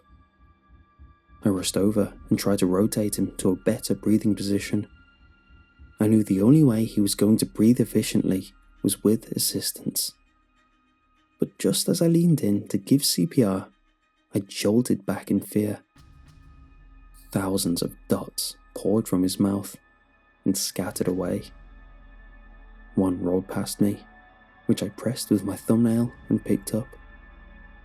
When looking at it inches from my eye, I could see it was an almost microscopic bug. As they drained out of him, I could see the man's normal, healthy frame deteriorate at a disturbing pace until all that remained were his clothes and a few morsels of dried flesh. The bugs somehow disappeared as fast as they came. I got up and bashed on the door as hard as I could, not even needing to test the knob to know it was locked. I yelled and pleaded through tearful shouts. When I quietened down, I heard my son. All he said in a mocking tone was a callback that this was for my own good. I stayed silent, in complete disbelief at the situation. I had no way of bargaining. I was his. In my passive state, the door eased open, and at the entrance stood Christian, not looking fazed at all by the situation. "I think it's time for dessert, don't you?" he said in a calm tone. That was it. That was what this was all about. I strongly believe this wasn't a message about how I tried to transfer ownership of him, when in the end, he just wanted pudding. I didn't know how to respond. "Daddy, it's probably getting cold," he said in a more authoritative tone than I could ever muster, something which triggered fear in my heart. Fear woke me from my daze as I quickly snapped to attention and rushed to the kitchen. All I could think about while serving him a healthy portion was that, in reality, there was no way I could ever sell him, because he didn't belong to me. I belong to him.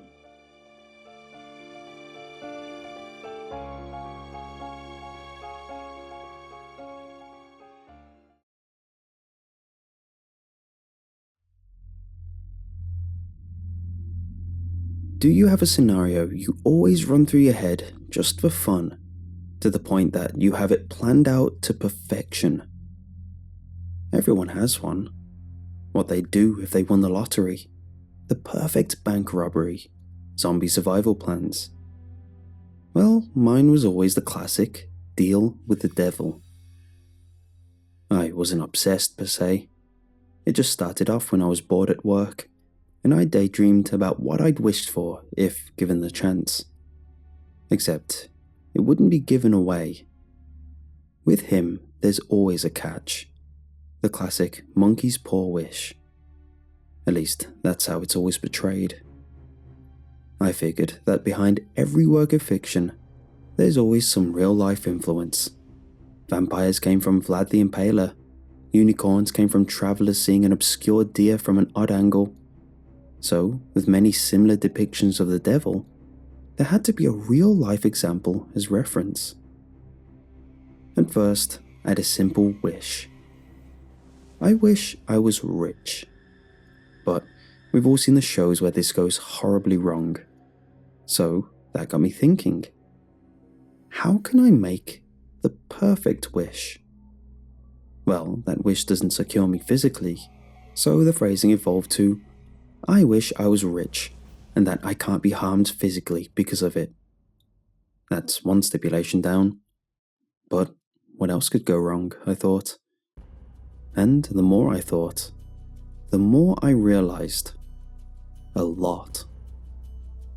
Eventually, I settled on this monster of a wish.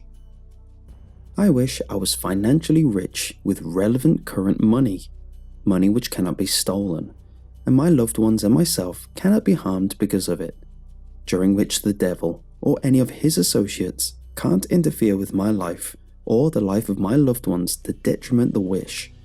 In doing so, would forfeit an extra wish to rectify the situation. If legality issues are caused by the wish's wealth, the devil promises to represent me legally to continue the lifespan of the wish. If I decide the wish is not satisfactory, I can recall back to the point in which the deal is made for free. That last bit was a stroke of genius on my part. A huge reset switch, in case everything went sour. It was during one of my daydreams when I was called into my manager's office. In the meeting room was sat a lot of the company's partners, something which did not happen every day, which signified the severity of the situation. They'd be calling various people from the office in periodically through the week, yet no one knew why. What happened next was the most tense meeting of my life. They went through many documents, listed out massive company losses, and read out various co-workers' testimonies, all pointing at a few accounting mistakes I'd made which snowballed into a huge blunder. I tried to answer everything the best I could, about how I didn't know, and how it was a small oversight. But that was all the confession they needed, and they let me go. With such a huge mark on my name, word spread, and I was unhireable in my field pretty much throughout my entire region of the country.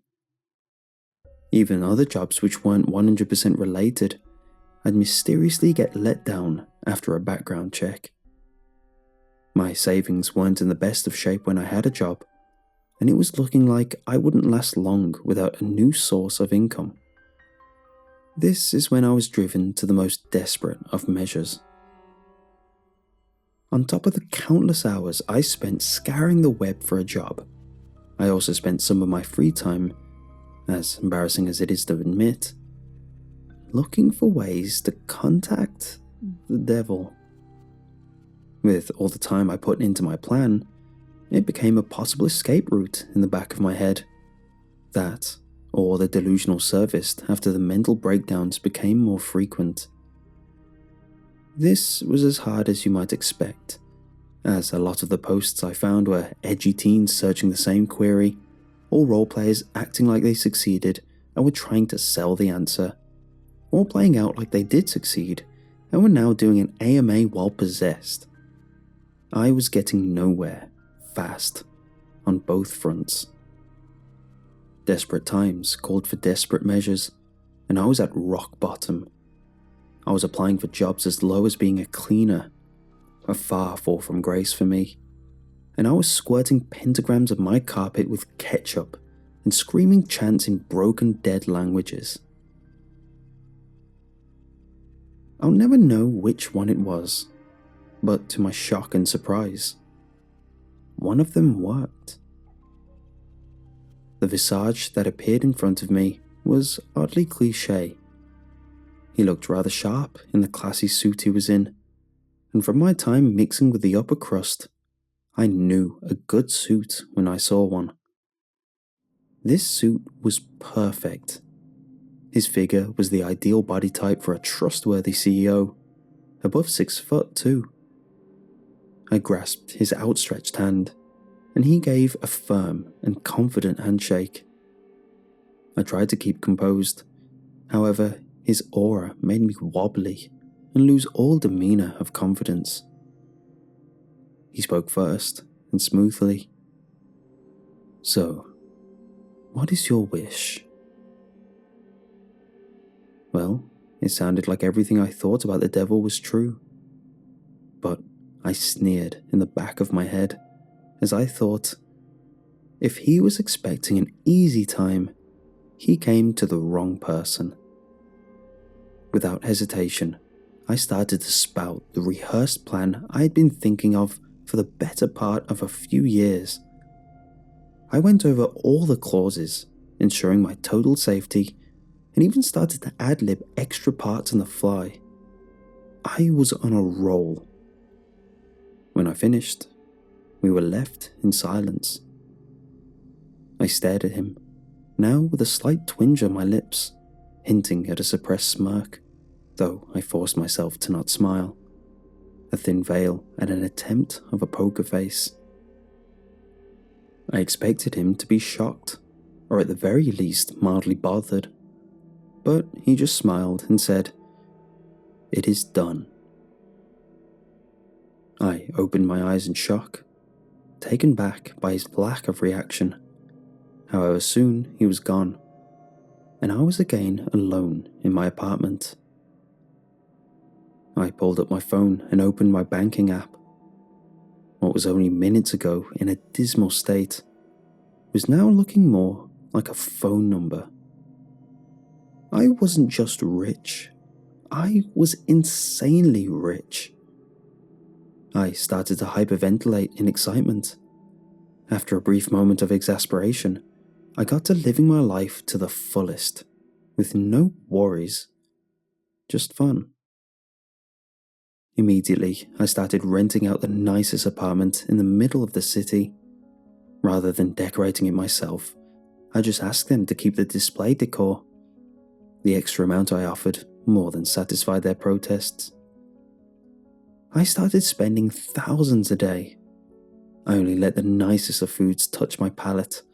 I partied with the most important people I could get in contact with, each of them enthralled by my fast pace of life.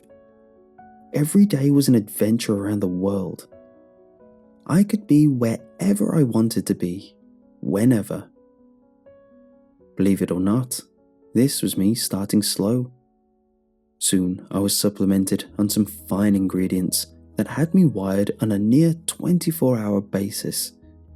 I could not be slowed down. Because the money could not be stolen, I never had to have any sort of guard, something that plagues a lot of people with wealth.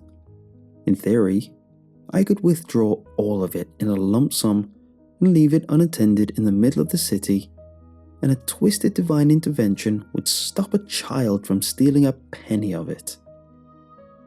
Years went by like this, the greatest years anyone could live.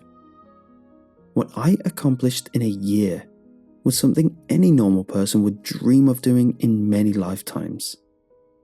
I swam in the most exotic of places, with the most beautiful of people. I shared feasts with great leaders of the world. If it was possible and sounded fun, I had done it. In my more crazier years, I even invented new ways to have fun. Go-karting with paintball guns? That was a weekly thing for me. Drug magicians? Admittedly, one of my more coke-fueled ideas, but it happened. I even started an underground betting circle based around horse racing, but the horses were on fire. So many horses died. Damn, that was fun. Looking back, I'm surprised an idea didn't backfire sooner. But as you can imagine, when you push the limits on what's possible, one of them did. What's upsetting was how inane of an idea the one that blew up in my face was. It started with me offering money to one guy in one of my many friend groups to down a drink. A simple concept, done by a lot of people in their party years. Well, this evolved. Later, I told him I'd give him money to try walk on his hands. He couldn't, but man, it was funny watching him try. While walking to the next nightclub, I saw a stop sign. All I did was offer to pay him an obscene amount to run headfirst into the sign. Well, he really wanted the money, so he made it convincing. He ran headfirst, full speed, into the red. With a loud thunk, he dropped to the floor. We were howling, easily up there in the funniest things I'd ever witnessed. Soon we were around him, shaking him awake, all through tears of laughter. Then this turned to jostling, which became violent slapping. Nothing. No amount of physical abuse was getting him up. We eventually called an ambulance, who pronounced him dead on arrival. Broke his neck on impact apparently. Died instantly. The case started as involuntary manslaughter. The whole group were getting prosecuted. However, they all soon turned on me, testifying against me, and pinning it all on me. It turned from a group of involuntary manslaughter to just me seeing a heavy sentence of second-degree murder. I wasn't having it, so I called for help. I scraped pentagrams around my cell. I chanted whatever vaguely devilish things I could think of, and called upon him to return, so I could ream his ass. Midway through a guard screaming at me to shut up, he froze. And in that still time, the devil himself showed up outside my cage. I jostled him, accusing him of interfering. I told him how I saw it, that it was too convenient that he died so easily, that he obviously had a hand in this whole ordeal, and that it was against the contract for him to do so. He simply responded that he was innocent, how I was simply unlucky. I stopped after that and contemplated my options. I ran through my wish over and over in my head. No matter how much I dragged my brain through, I always remembered every part of my wish, and one part stood out. If legality issues are caused by the wish's wealth, the devil promises to represent me legally to continue the lifespan of the wish. I remember coming up with this one when I figured he'd give me corrupt money. However, it applied here too. He rubbed his perfect jawline for a second, before agreeing, snapped his fingers, and was gone.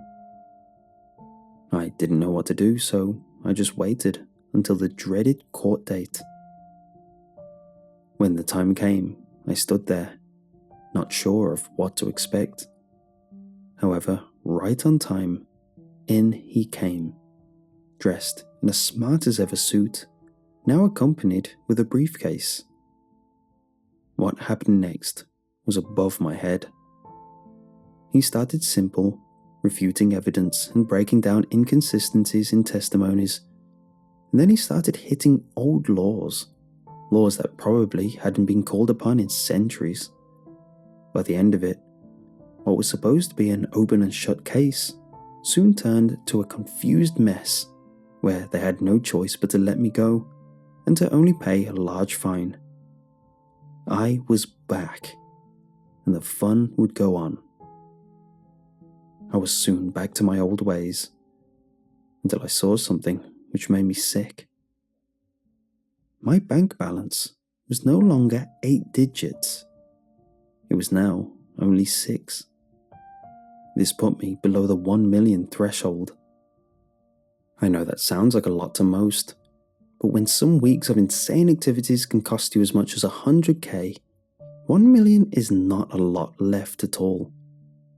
I checked over and over where it had all gone to see if the devil was playing games with me or if someone else had a hand in this. However, each time I checked, the accounts added up. I'd spent most of it. This wasn't good. I pulled half of it out for investments, started with safe stocks, seeing small margins of growth. However, at best, it was only making me a basic living wage. That wasn't good enough. I wanted more. Slowing down was a concept I could not even comprehend at this point. I took the other half and started wildly investing. This went great. Until it didn't. That's something I learned fast about investments. It's basically just high-profile gambling. And I had no idea what I was doing. Soon I found myself with just a safe investment left, a small but tidy 500k.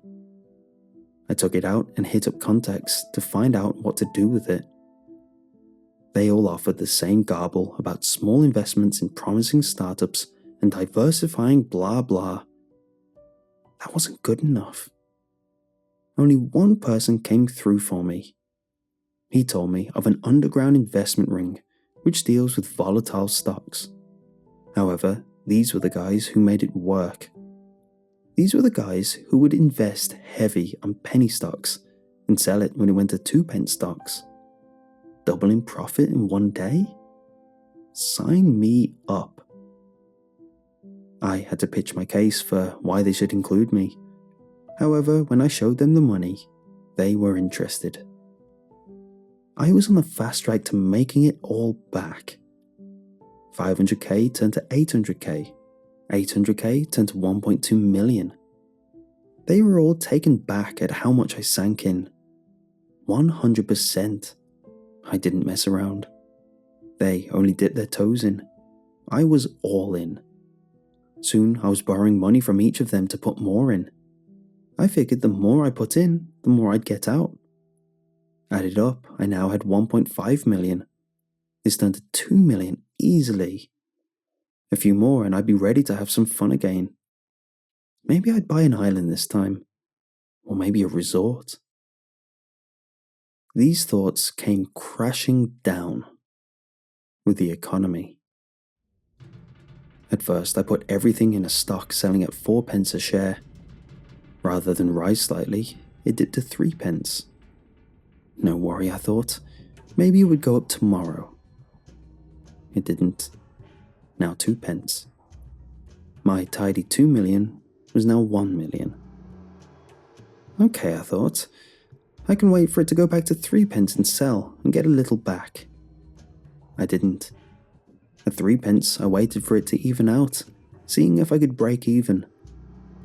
And on that weekend, the company announced liquidation. It was gone. It was all gone. I was left with nothing. However, I was even wrong about that. I wasn't left with nothing. I was in debt. In debt with some very nasty people. At first, I reassured them that I had other investments, that I wasn't so stupid as to put all my eggs into one basket, something which they believed since only an idiot would do that. an idiot such as myself. I scrambled around my entire contacts list, begging for money, calling upon the good times to corral some nostalgia. Though they offered me something, it was a pittance compared to the amount I needed. And as promised, the threats started coming in. I was mailed a rather shifty-looking package, which, after I threw at the wall, exploded. That was just a warning. While walking to the shops, I was jumped and beaten badly. Afterwards, I was told I had 5 days. This turned to 4, then 3, then 2, and finally, 1. I didn't leave the house, tried to barricade myself in, but they found a way. They were tenacious. I was soon strapped to a chair, a man with garden shears trimming off my fingers. This was it. At this point, I was accepting death. I was soon regretting all my decisions, wishing life would go back to how it was, a simpler time before all this madness. With this realization, a certain someone popped into my head. Embarrassingly, in front of all these pretty hardcore people, I was soon screaming for the devil to help me. They all burst out cackling at my strange, desperate plea. Mid-laugh, everyone stopped. And there he was, smooth as ever, my saviour. I called upon the ultimate failsafe, the part of the wish I never knew I'd need, and almost forgot I had. If I decide the wish is not satisfactory, I can recall back to life to the point in which the deal is made for free. With this, he simply smiled, clicked his fingers, and everything went black.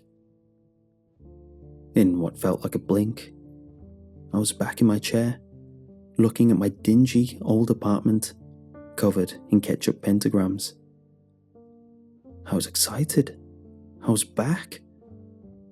Then I was shocked. I was back. Then I was solemn. I was back. Then I was sad. I was back. Then I was depressed. I was back. I scrambled for the ketchup and plastered my apartment in various demonic symbols I'd found online. I chanted out everything I could remember and more. The devil wasn't coming back. I realize I never summoned him. He preyed on me in my time of weakness. He has given me a taste of the ultimate life of pleasure, a life I will never have, making this life a life I don't want to live. Years of such intense happiness is something I can never forget. A ghost which would follow me everywhere I go in this mundane, grey husk of a life. That's something I don't want to do. This is a warning. Never make a deal with the devil, no matter how prepared you are. The devil has won. He always wins.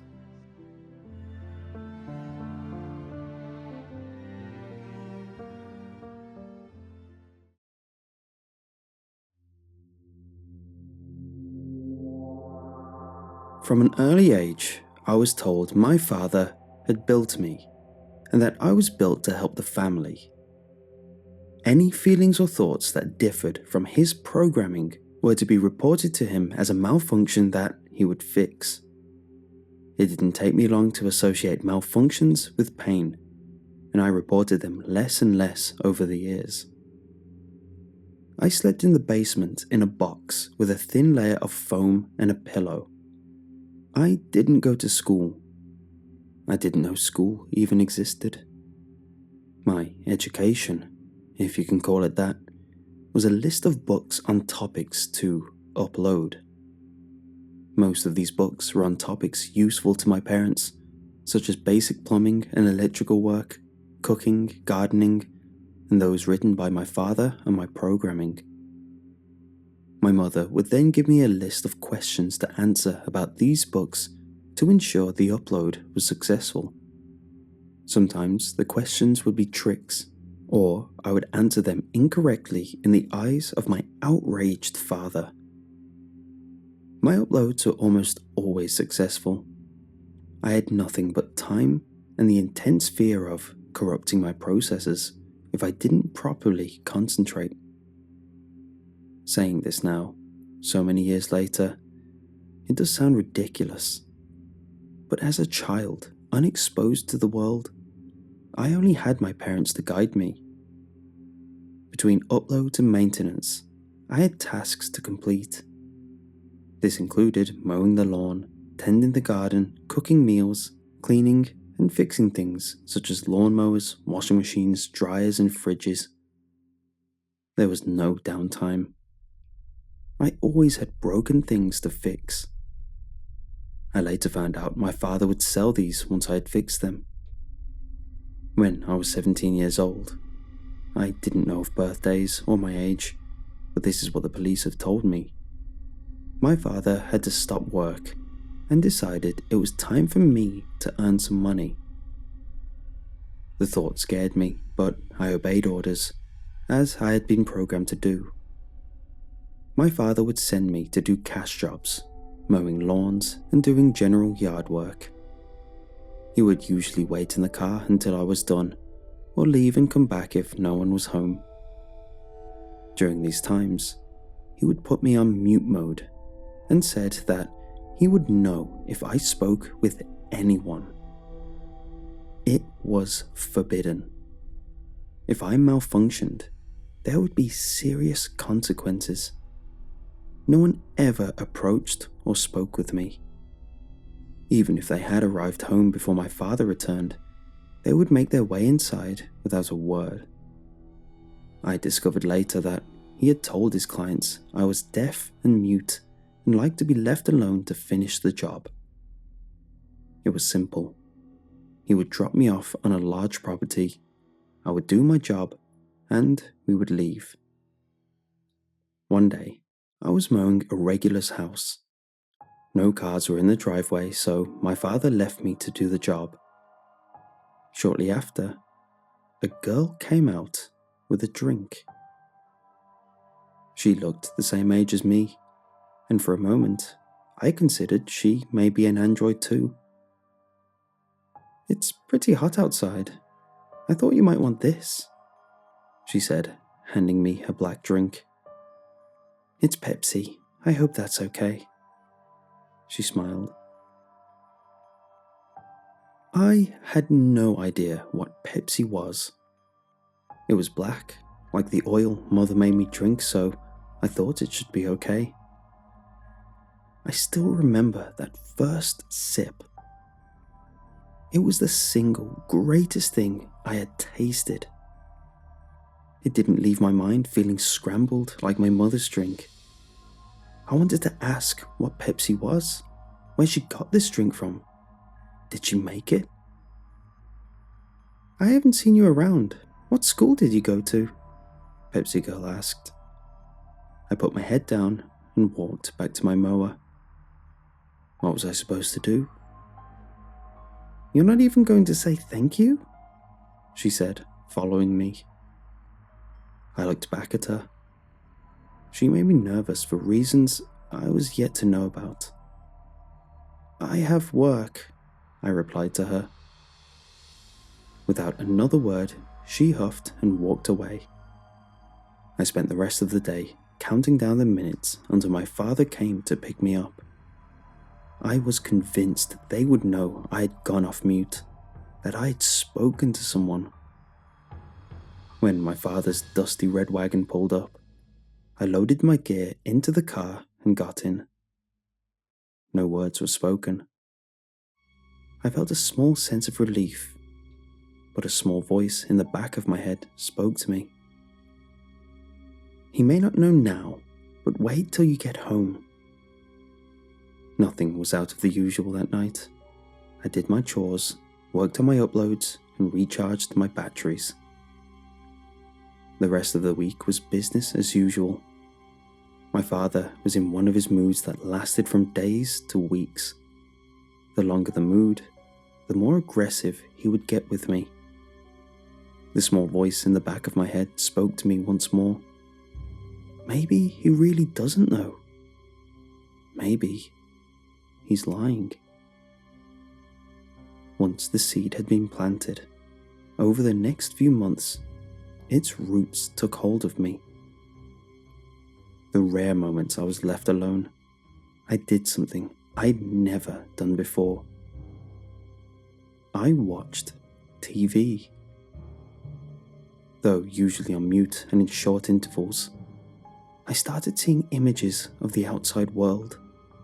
Happy families, cartoons and animals. It was mesmerizing and terrifying at the same time. The day that really changed my life, however, was the day I turned on the TV and caught a glimpse of iRobot. Real androids that had sown real doubts within me. Though I knew something was inherently wrong about my situation, I didn't know what to do. Eventually, I was sent back to Pepsi Girl's house and got to work. I was really hoping she would bring me some more, but didn't get my hopes up. I was almost done mowing the lawn when she pulled me into the property. I watched her drive up to the house and get out. Part of me screamed to talk to her. I thought of the scenarios carefully. I would find out the truth about myself. She may tell my father, and my malfunction would need to be fixed. I might get Pepsi. I caught her at the door, almost out of breath from running, and she turned to look at me with a glare. "Am I an android? Father says I'm an android," I blurted out.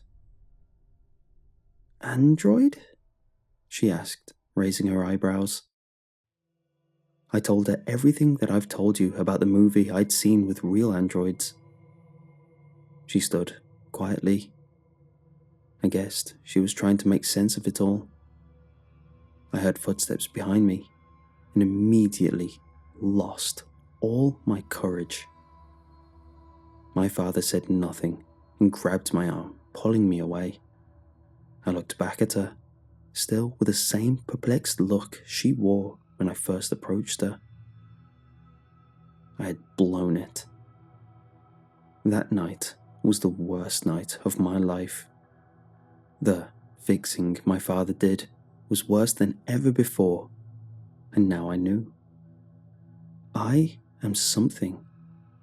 I'm someone. The seams were splitting.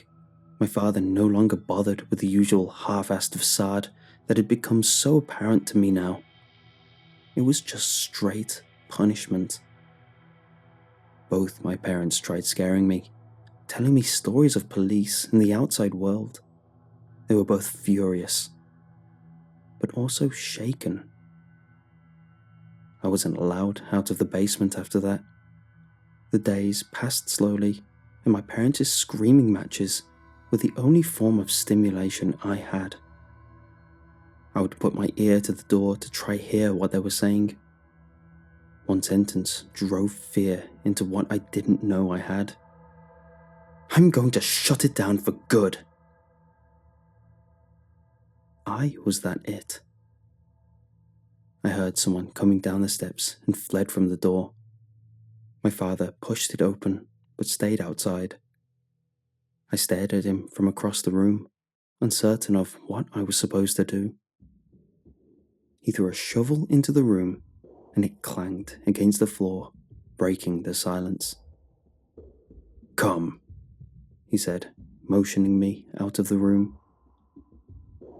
I obeyed his commands and was led into the backyard. We walked further out onto the property before he ordered me to dig a hole. "What am I digging for?" I asked him. "What the hell is with all these questions?" What happened to you? I didn't program you right."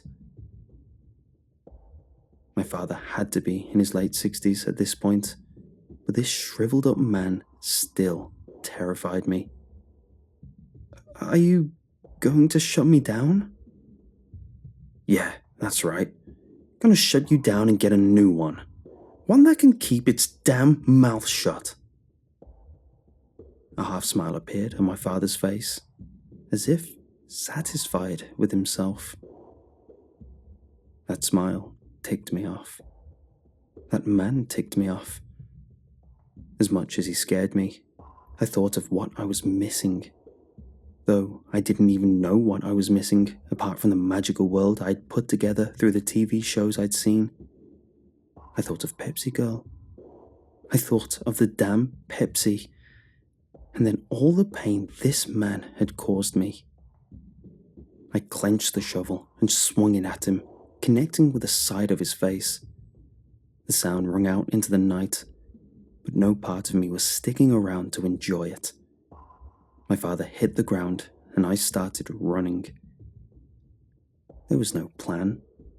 I hadn't intended for this to happen and had no clue where I was going or where I should be going. After cutting through a few properties, I finally stopped running. I collapsed into some tall grass and caught my breath.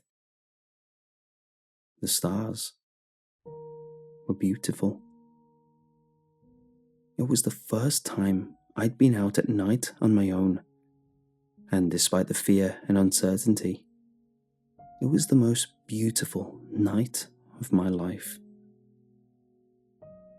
I decided I would go to Pepsi Girl's house. I knew it was close and had an idea of where it was. I continued walking and found myself at the driveway just as the sun was coming up. I knocked at the door until a worried man came out to greet me. I told him everything I told his daughter, and he believed me. Thank God he believed me. The police arrived at the house to find my father with a gun in his mouth. He had already disposed of my mother. They told him to put it down, but he pulled the trigger, and it was over. Over for them, but not for me. My life was just beginning. It was revealed to me that they weren't really my parents. They had stolen me, stolen my childhood, my mind, and at times I wonder if they might steal my sanity. Thank God for malfunctions.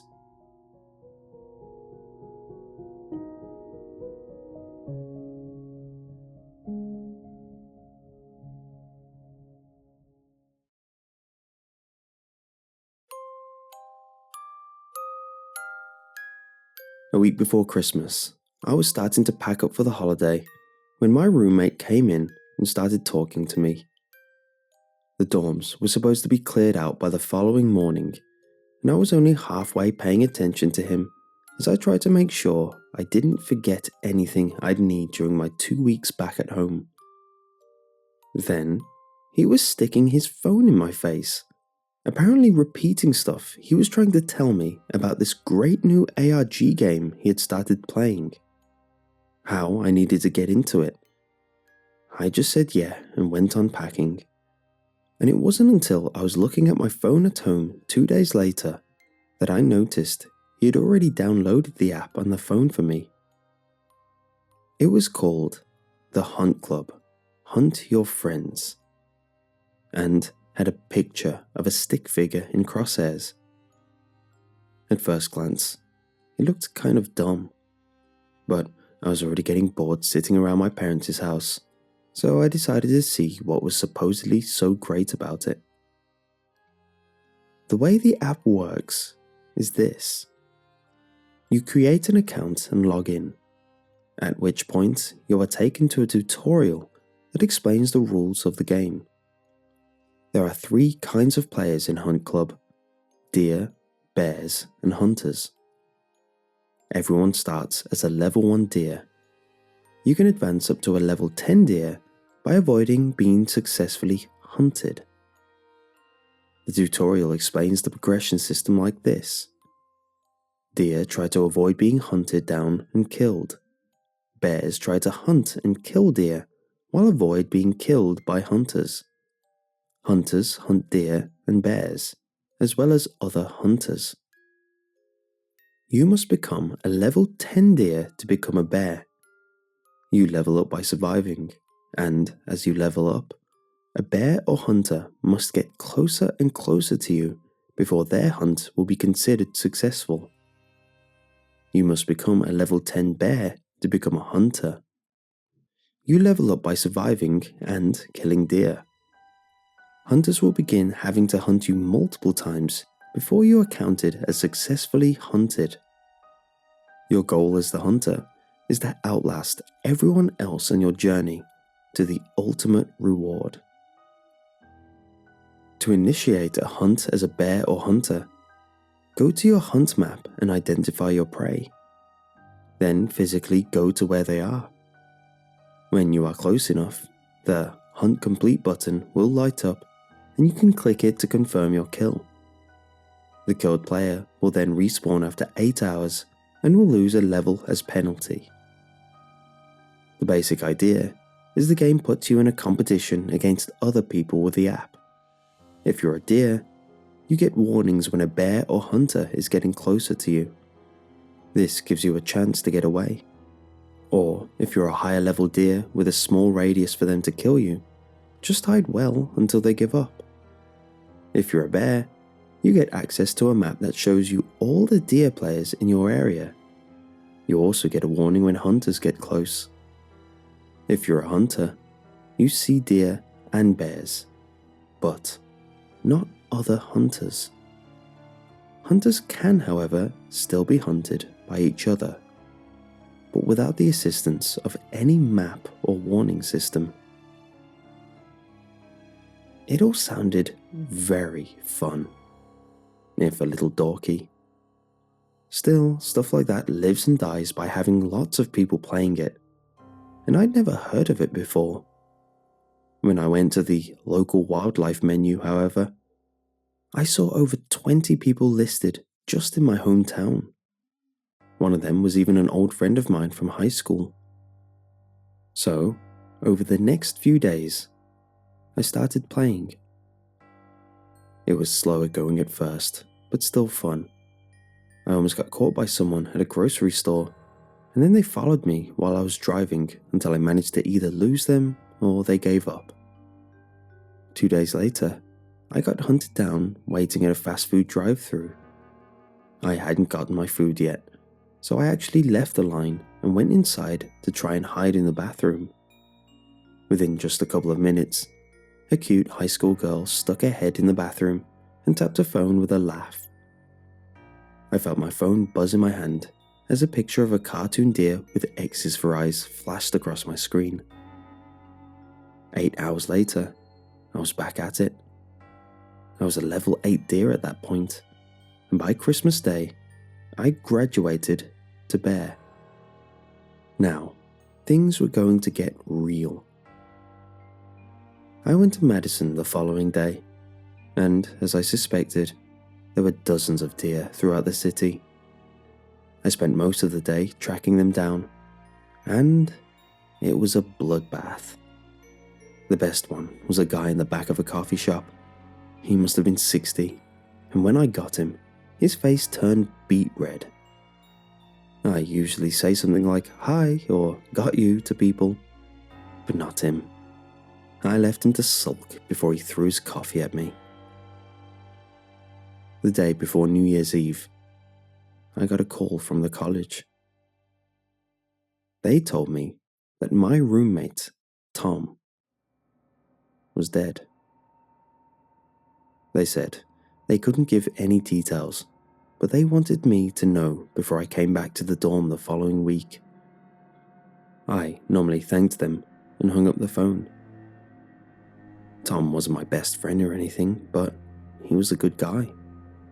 The idea of him just being gone seemed impossible.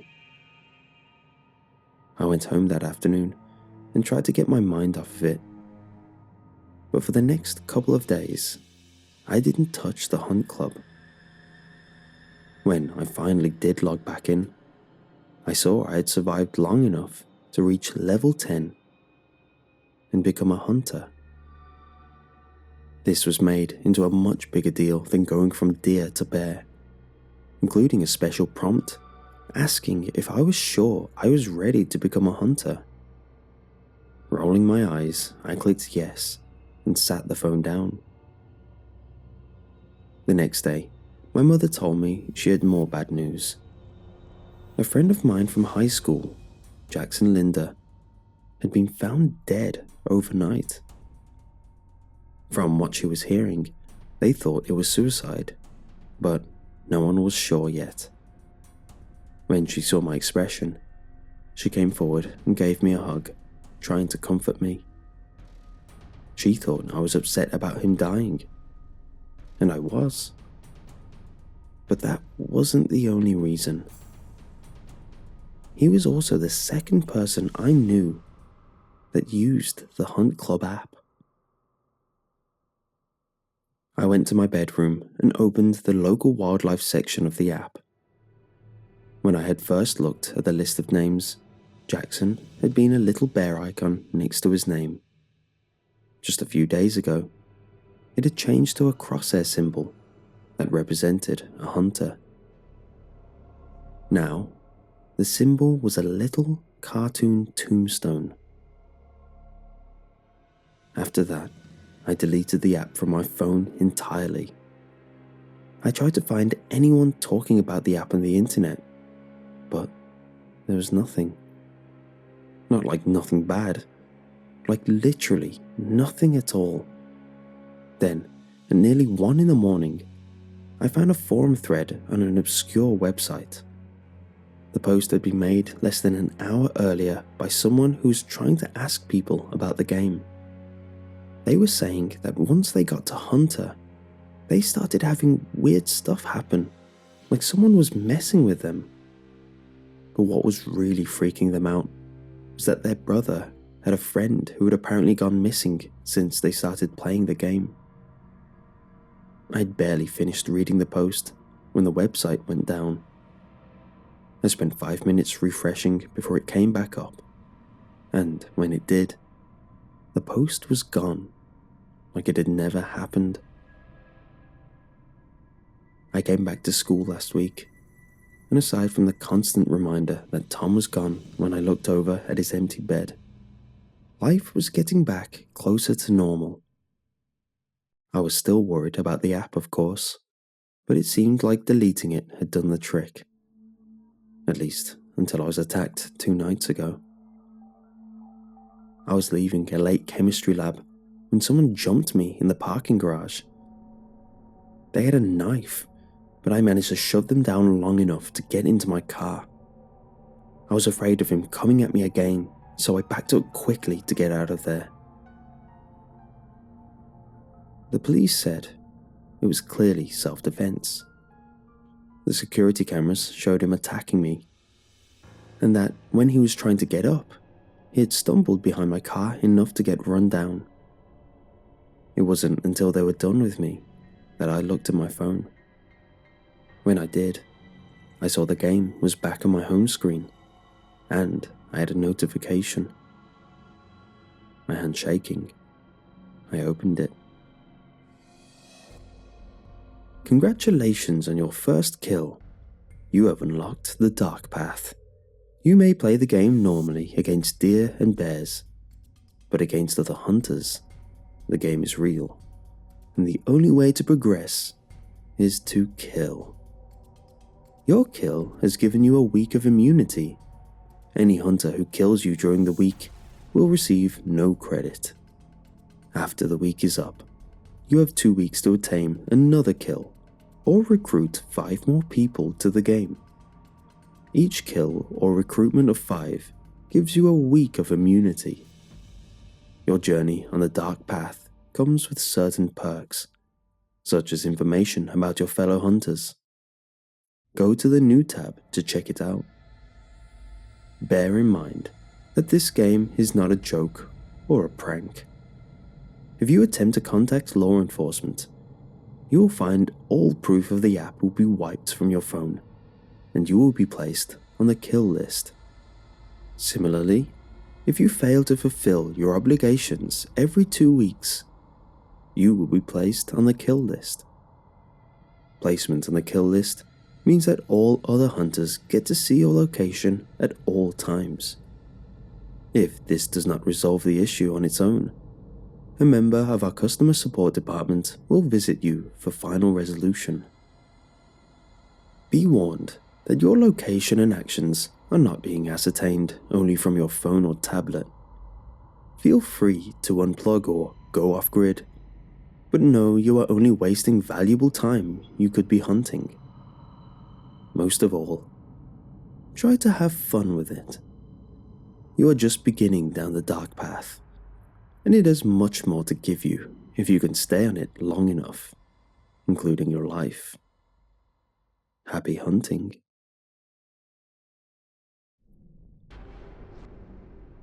I normally flipped to the New tab labelled The Hunt Club and saw a list of almost 30 people scattered across Wisconsin. Clicking on a name brought up a picture of the person, their home address, their phone number and email, and the game stats, including whether they were currently immune or not. I saw I was on the list too. My week of immunity is almost up, and I haven't decided what I'm going to do. But whatever comes next, I wanted to get out a warning while I can. Do not search out the app. I don't know if it can even be found through traditional means, but don't try. Do not accept referral emails or let other people have access to your phone. Do not assume that it is already widespread just because you can find people talking about it. I hope by posting about it as I have, where I have, this post will stay up. But I don't know. Finally, if you ignore all of this, if you have to see for yourself if it really exists, or if you think there's nothing to it beyond a game, at least do me a favor. Tell them I sent you.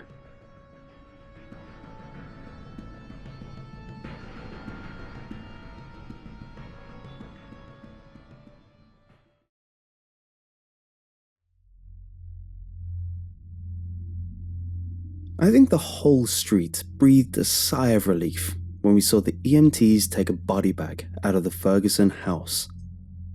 I was only about 10 or 11 at the time, and it's been a while, so some details of my childhood are lost to time. But I can't forget Mr. Ferguson. There was never a Mrs. Ferguson in the picture, as far as I know. He lived in the house on the corner, the one with the bright yellow shutters and the gorgeous garden out back. The garden didn't make up for the rotten old bugger he was. I wondered once if he was a nicer guy when he was younger, when he didn't have to walk with a cane and could actually get around without help. But my dad set me straight on that one. Mr. Ferguson had always been a terrible person and the neighbour from hell. All day long, Mr. Ferguson would sit on his front porch in his rocking chair, grasping onto his black cane as he stared out on the street. If someone walking their dog even got close to his yard, he'd start spewing threats about what he'd do if the dog took a dump on his lawn. If a kid even put a toe on his property, he'd get up from that chair and start shouting more terrible things. I learned my first cuss words from Mr. Ferguson. He didn't censor his language, even among the smallest of ears. And he wasn't all talk. One of my friend's dogs wandered into the Ferguson yard, just sniffing around as beagles do, and Mr. Ferguson beat that dog bloody. The poor thing had anxiety for the rest of its life, and if you so much as passed the Ferguson house with it, the dog would lose its mind. Other than him, our neighborhood was a friendly place. Summers were full of cookouts and pool parties. Winters had secret Santa gift exchanges, and someone was always willing to help shovel out your driveway. You'd never be hard-pressed to find a babysitter on short notice. Odds are your friend had a teenage daughter willing to make a few bucks to make sure the kids were in bed on time. But not Mr. Ferguson.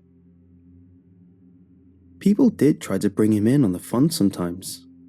He'd scoff and tell them to leave him alone in no uncertain terms. Mom said he just wanted to be miserable.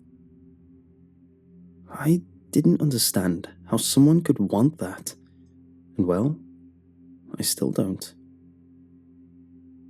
One hot summer morning, though, his caretaker came in to do a check and found him in his garden, dead as a doornail. Probably a stroke or a heart attack. My mom made us go to the funeral. I don't know why. She probably hated Mr. Ferguson the most, and we were like one of 5 people that went. One of those people was the priest. At least it was short. The priest just said a few words about how we should treasure our lives and be good to others, and then Mr. Ferguson was chucked into the ground. That was that. Or so I thought. The accident started happening just a week later. I was at my friend Michael's house. We were playing board games when we heard the crash. It was so loud it shook the house, and Michael dropped his soda. Root beer spilled onto the carpet as we tried to figure out what the sound was for a second. Then we heard his dad screaming bloody murder. Forgetting completely about the spilled soda, we ran out to the garage where he'd been working on changing the oil in the car. Michael's dad was pinned by the car against the garage door, face white as a sheet as his head lolled to the side. I saw blood splattered against the off-grey colour of the metal, and I threw up as Michael ran inside to call 911. It was luck that he survived. He never walked again, and health issues plagued him for the rest of his life. But for a guy crushed by a car, that's probably best case scenario. It was an accident, sure, but a weird one. The car just suddenly launched forward as Michael's dad stood in front of it. But there was no one in the garage with him. So yeah, it was just an accident. But accidents started happening more and more often. The next one was at the final pool party of the season. We were all at the Benson house because they'd just gotten a brand new hot tub. There was probably like 12 kids running around. The sun was shining, the barbecue was sizzling. I had just gotten out of the pool to grab a lemonade and was chatting with Annie when I heard the pop. Mrs. Benson and her friends had been relaxing in the hot tub, making jokes and laughing, until the pop. Their bodies suddenly went rigid before they began rapidly jerking around and twitching. Mr. Benson shouted if she was all right, and I heard this gurgle yell before Mrs. Benson went under. The kids stampeded out of the pool, and I smelled something burning before I realized that the hot tub was on fire. Mrs. Benson and her sister ended up dying on the way to the hospital. The other woman ended up surviving, but not without some serious electrical burns. Electrocution via hot tub. Just an accident. But there was one more accident we all missed until we returned to the pool to see a little body floating at the top. 3-year-old Maggie had fallen in during the chaos and drowned. Mr. Benson moved away after that, losing both his wife and youngest child in that house. Just killed something inside of him. But after he moved away, we all saw it happen. His backyard became overgrown by plants. Not over a few weeks, like what happens when a house is uninhabited and there's no one to mow the lawn. The very day after they'd left that house, the backyard was now filled with dandelions, daffodils, lilies, and all sorts of flowers that shouldn't naturally appear in the late summer. It was like a garden. Accidents happen, sure, but not like this.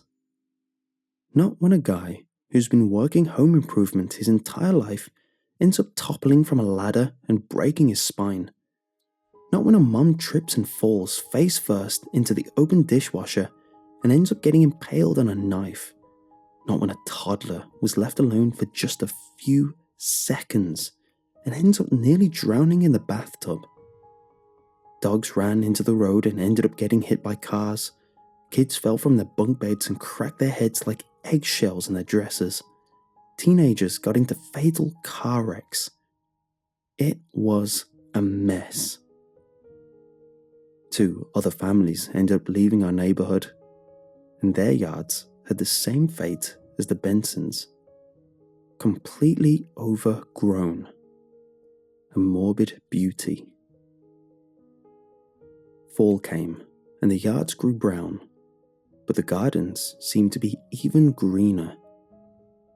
The whispers started about a ghost that was such a miserable old bugger in life and was now a nasty poltergeist in death. Mr. Ferguson had never left our neighborhood. It all came to a head when a tree was struck by lightning and a large limb crashed into our living room. I just tripped while picking up my things, and suddenly the roof caved in above me. I was lucky I was on the ground. If I'd been standing, well, I'd probably not be telling you this story. 2 nights later, my mom woke me up. She looked grim. "Come on, we're going to see Mr. Ferguson." When we walked out of the house, I saw everyone on our street was out. Everyone had this same grim look on their face. The deaths, the mutilation. It had forever tarnished our street, and we'd all had enough. We walked down the street. I saw several guys walk into Mr. Ferguson's house with mallets and chainsaws, but we kept going with a few of the others. I saw that several of the adults were carrying shovels and containers of lighter fluid. We walked into the graveyard, and my mom led them right to Mr. Ferguson's grave. She took a deep breath. "Start digging." It was the frantic endeavors of people who believed they were cursed. Dirt flew in the air, nearly pelted me in the head a few times. I hid behind my mom, who just stood there, stone-faced. Even now, the accidents weren't over. A man tripped in the hole and his legs snapped like a twig. He wailed as he was dragged away by a few others, before they got right back to digging.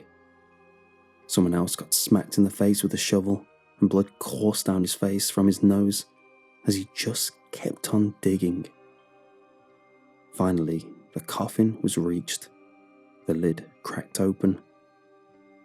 Mr. Ferguson's body laid inside. He didn't even look dead. It was like he was just taking a nap. Then they poured the lighter fluid in. It covered the corpse's skin, his clothes. They probably added more than necessary. My mom struck the match and threw it in, shielding me from the sudden burst of flames. I didn't get to see the body, but I swore I heard that old man's yelling as his body burned. It was all over after that. The gardens were all dead by morning. The accidents stopped. And although we'd lost so many of our friends over the past year, we recovered. New neighbours moved in. We welcomed them into our fold. One or two asked about the property on the corner, the one that looked like a tornado had hit it. And we just say it was vandals. They stopped asking. We never talked about what we did to Mr. Ferguson's body, and soon we just stopped thinking about it. I grew up on that street. Even now, I only live a few blocks away. And for so long, I wondered why our family was practically the only one untouched by the tragedy. We never got hurt, even when the tree branch came crashing into our living room. I think I found out the answer. See, my mum passed away a few months ago from breast cancer, and I've been going through her things. She's always been such a good, kind woman, and it was great seeing pictures of her helping plant the garden behind the church and teaching at the local school. But in the bottom of the box, hidden under dozens of albums, was a picture from when she married my dad. Unlike the family picture with the groom, all it was my mum and an older man. I didn't recognize him until I flipped the picture over. On the back was written, Pauline Walters, in brackets, P. Ferguson, and the father of the bride.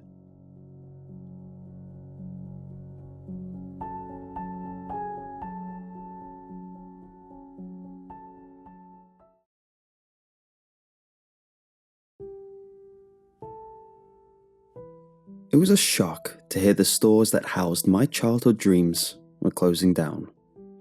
For me, the jingle that played in the Toys R Us ads every Christmas season was what signified the start of the holidays. It was a shame to see these stores reduced to a recreation of a constant Black Friday sale due to the liquidation prices. A rush of adults, either fishing for cheap treats for their little ones, or people hoping to get one last shot of nostalgia before they were gone for good. I was one of the latter shoppers. I picked up a cheap little set of Pokemon figurines. Useless, but in the hype, I felt compelled to get something as memorabilia. Slowly, they all started closing their doors for good. When I travelled to the city, it was weird seeing the remaining husks that used to be so colourful. I'd occasionally drive past my town's big shopping complex and see the abandoned toy stores there too. Eventually, the hype of the situation died down and life returned to normal. It was out of the tips of people's tongues, and the last of the stores that remained open for as long as possible fell in silence. It was sad to see them finally gone. Or so I thought. I figured they all closed in staggered intervals, the least profitable stores closing the soonest, and the most profitable used to liquidate as much stock as possible. There was one Toys R Us that sat in a smaller shopping district in the outskirts of my town that had its lights on very late into the administration process. At first, I silently cheered it on, hoping it would be the last to go. However, as time went on, this jeer turned into a strange feeling of betrayal. They had no bailout or a buyer, so eventually all the stores should have closed down. So it confused me as to why this one never shut down. I started feeling manipulated, thinking the company had feigned closing down to drive more sales, only to keep their most profitable stores open and feed off that nostalgia in the death throes of their brand. A shady business practice in my eyes. This idea fell flat when I brought it up to my friends in passing, and they all looked at me funny and mocked me for suggesting they were still open. A little insulted, when home, I decided to go online to back my findings up before confronting them again to save face for what I thought was their blunder. I googled the official website, and what I found left me with much more questions than it did answers. The website clearly stated that all stores officially closed as of April 28th, 2018. All stores. All. Now, I had an anomaly in my head. If all the stores were officially closed, then how was I driving past a perfectly open Toys R Us every so often in my town? This drove my curiosity to all new levels. I decided to scope it out a bit more when I passed it, rather than the quick glance I gave it if traffic happened to stop. In my head, I theorized many ideas for both arguments. Maybe it was a knockoff store, like how you get Pizza Hat that tries to emulate Pizza Hut style, intentionally misspelled in a minor way to avoid a lawsuit. Or maybe I coincidentally lived in the town where Toys R Us started, and the original store stood separate from the franchises that fell. I pulled over at a distance and immediately chastised myself for thinking this one stayed open because it was profitable. No other store in the complex was open either, most likely the larger complex forcing stores here to move or close. The lights were on and it looked to be open. I stared at the sign, studying it for any kind of discrepancy. Though the sign looked perfectly legitimate, the spelling on point and the colours looking accurate, something felt off about it. Nothing visual, however, I had a strange unease when staring at the sign, possibly onset by its anomalous existence. My small belief of it being a bootleg store being shattered in my stillness. I stared a little further, inspecting what I could through the window from the far distance I was parked. From what I could see, it was stocked with toys, all displayed in a manner that looked like it was kept up to date. The items I could see were all name brand, each finding adding to my curiosity and my confusion. I originally didn't plan on going inside as it was late. However, by this point, I was overwhelmed by a desire to answer some of the many questions that piled in my mind. I waddled my way over, hesitation coursing through every step I took. I slowly tried the doors, which gave way, signifying that it was open. Walking the aisles, there was an air of stillness.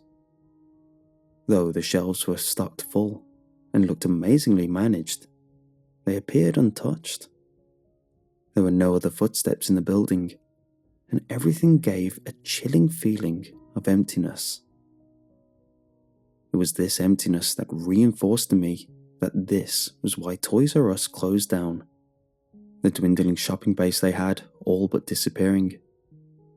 The scene I was in was a perfect analogy of the death of the franchise. With that conclusion, I left, feeling content at my adventure, and because of that, I eventually stopped caring. Many months later, something new was consuming my thoughts. The release of the newest Super Smash Bros. Game, set to release on the 7th of December 2018, a game series I long since kept up with. The problem was that I knew others felt the same way about this game series. This meant it would be sold out immediately in my town, as my town had a scarce amount of game stores. Limited shops meant limited supplies, and limited supplies meant scalpers were rampant in my area. Sure, I could have bought it from the eShop. However, it always seemed to cost more there, and I persistently collected physicals of all my games. I liked having something to show for my hard-earned money. It was when I was trying to think of a solution that the strange Toys R Us I found popped into my mind. It was always stocked, yet people never thought to look for it. From my drives, I would still see it open, so in my head, I felt there was a chance. I could try for a midnight release at my local game store and risk being beaten by the many others with the same idea, or I could chance it at the Toys R Us the next day. Out of sheer curiosity, I decided to go with the latter. The worst case scenario, I would have a story to tell. The awaited day came, and I made my way casually to the store. Though I expected it at this point, I was still pleasantly surprised to see it was open and accessible. They even had displays advertising the release of Smash, showing that somehow the store was kept up. In the front of the store was a full shelf of the game. I picked one up, and to my surprise, it was shrink-wrapped, indicating that the game was already inside. Usually, stores that sold games never did this in order to prevent shoplifting. Most stores had dummies or displayed the empty cases. I made my way to the register and waited, case in hand. I waited, and I waited, and I waited. I nervously looked around. However, I soon picked up that no one was coming to my aid. A small thought shot through the back of my head. It would be so easy to walk out with the game. Some darker parts of my head justified it as their fault for not serving me, their customer, which they should be catering for.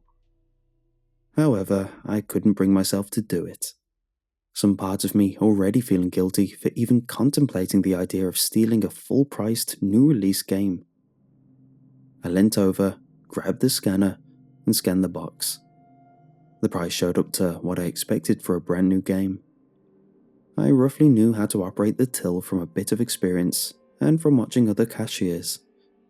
I got the card machine to work, paid, then left. I was nervous, so I walked fast, feeling weird for doing all that, even though I felt what I did was legit. In fact, I left so fast, I'd forgotten to take a selfie of myself with the game in front of a fully functioning Toys R Us, something I felt people would have went crazy over online. I got home, and a new worry came over me. Whether the game would work. I now had a new anxiety swimming through me, that the place was somehow a prank or a scam. It all seemed too good to be true. And getting the money for a full-price game was not an easy thing for me at my age. I hesitantly popped it into my Nintendo Switch, and all my anxiety washed away when I saw the game working perfectly. I was so excited and actually managing to play a big release game so close to the release date without having to camp outside the game store or pay a scalper an extortionate amount. It wasn't long until I was getting bombarded by messages from friends who saw me online somehow playing Smash. They were all asking how I got the game. In reality, put forward more colourfully like, "Who'd you suck off to get that?" All of which I ignored. When I did answer, I'd just say, "Toys R Us," which they'd heckle me for, taking it as a joke. I laughed inside, knowing that they rejected the answer right in front of their face. I did plan on telling them properly at some point, but later, I thought. For now, it was time for Smash. It didn't take long the next day for the banter to turn into genuine anger and even loathsome jealousy. My friends were getting frustrated that they couldn't play the game. and I empathized at this, knowing the pain myself from past experiences with it. I decided to invite them around and tell them of my amazing secret in person. I felt it would be much easier to explain in person so they could see I was serious. After a good night of playing Smash, destroying everyone with my Ridley, knowing I had the most experience with a brand new character, I got to explaining my adventure. I told them everything, which they shot back with a mix of reactions. Some were disbelieving. Understandable, as it did sound like a tall tale. Others didn't feel comfortable at the idea, picking up on the unsettling vibes I felt about the place. However, one friend, Brian, was ecstatic. When the evening calmed down, he expressed interest in going himself. At first, I was excited that someone else was going to relish in the secret with me. However, as a precaution, I told him to be careful. This wasn't because of its remote location or any kind of external danger, but rather a possible issue with Brian. Out of all the friend group, he came from the more outgoing side of school. Though he liked nerdy things like the rest of our friends, he would also hang out with the kind of kids that got in trouble all around town. I loved having him around, but we knew the trouble he could bring up. My biggest fear was that he'd take advantage of the good nature of the store. He reacted that he picked up on my hint of warning and went on his way. Eventually, I was sat down, satisfied with how the evening went, when suddenly, my phone lit up. I started getting live messages from Brian. He sent messages of pictures of his journey. I recognized all the streets he posted and read about how excited he was. I was happy for him.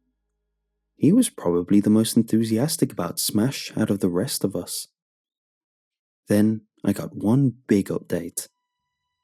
It was a string of all caps messages about his surprise of actually seeing the Toys R Us open. His reaction could be likened to that of a kid that didn't believe in Santa, only to see him living and breathing, leaving presents on Christmas Eve. A low expectation shattered by an unbelievable reality. I interrupted his excitement with a probing question. I asked him how he was going to pay for it. I knew he was bad with money, and I asked it in such a way that didn't give him wiggle room to talk out of it. He didn't even try lie. He just replied that he wasn't. I was furious. Not only did I feel bad that he was going to take advantage of the store's open ethics, but I felt he was taking advantage of mine too. I also felt that a store that operated like that would have good security, so I tried to talk him out of it, to no avail. He was adamant on getting Smash, and he was adamant on getting it for free. He even got mad at my pressure, trying to deflect my concern that this was his choice and that I wouldn't get in trouble, so there shouldn't be a problem. Then he threw a victim-blamey response that it was their fault for leaving the store so open. I stopped messaging after that, feeling done with him at that point. The last message I got was a selfie of Brian holding a sealed copy of Smash outside of the store, followed by a text saying he was coming over to play more with me. I simply told him I didn't want any of this to be tracked back to me and told him to not come over. That was sort of a lie. I just didn't want to face him. Trying to take my mind off things, I just went back on Smash and tried to wash the salty taste out of my mouth with some playtime. The whole time concerned, he just ruined something great I found. After a few days, my friends were still without Smash. At this point, they said they were probably getting it for Christmas when the restocks were in. It was actually kind of sad knowing I was getting bored of it already. when all my friends were probably going to get a more fun social experience when they all played together. It felt like a cursed wish. I got the game I wanted, but no one to share it with. This made me remember Brian, and even though I was upset, I was curious of how he was doing with it. I texted him, to which I got no response. Brian was always hard to get a hold of at times. Then I started to think he was mad at me for being such a prude, so I tried to call, which the line died straight away, the sign that his phone was off. Brian was also terrible at charging his phone. I figured a game shouldn't come between a friendship, and that his personal moral decisions are his own to make. I packed up my Switch and controller and headed to his house, ready to reconcile over our shared love of the game. I got to the beaten-up door to his house, remnants of arguments with his mother splintered across the wood. I knocked a few times and patiently waited. Just as my patience was wearing thin, I heard the shuffles of slippers hastily scratching towards the door. I was taken back when the door swung open at a speed I wasn't expecting. Up in my face was a haggard-looking lady, almost unrecognizable as Brian's mother. She straight away exclaimed her son's name, before settling down, seeing it was only me, a look of dismay accompanying it. I knew it was futile, but to indirectly approach the subject, I asked if Brian was in. She said no, but knew I wanted answers, so she invited me inside, seeming happy for the company. Over a cup of tea, she explained that a few days ago, Brian came home in a panic. He was acting paranoid, looking around over his shoulder, despite being in his own house. He was constantly checking the windows, whilst also making sure all the curtains were drawn. One by one, he broke all the light bulbs after yelling at his mother too many times to keep the lights off. She was concerned, but whenever she'd pry, he'd snap at her every time. She simply did as he said, feeling he'd gotten into trouble with the wrong people again. Throughout the days he was home, she'd find him acting strange. He'd be huddled in a ball, shaking, muttering to himself strange lines, sometimes humming a familiar old commercial jingle, something from his childhood, she said. She figured it was a comfort thing. She tried to comfort him, however nothing was ever working. She'd be kept up by his screams through the night. She'd find him in paranoid rushes of strange behaviour. This is why it was a shock when one night she had a full night's sleep. When she awoke, she realised Brian was nowhere to be found. I comforted her through her telling and gave her my deepest sympathies. I left, giving her a half-hearted promise to do what I could, and exited her house. I only had one idea: to go to the store. On my journey, my mind was spinning with possible ideas of what could have happened. Theories that the security found Brian's criminal record that he'd kept from his mother, and it was the last straw before he had to face hard jail time. Or maybe he bumped into some old friends that weren't happy that he stopped hanging out with them, or more accurately, stopped dealing for them. Ideas like these swam in my head until I pulled up to the store, and at the presence of the anomalous structure, my mind felt blank.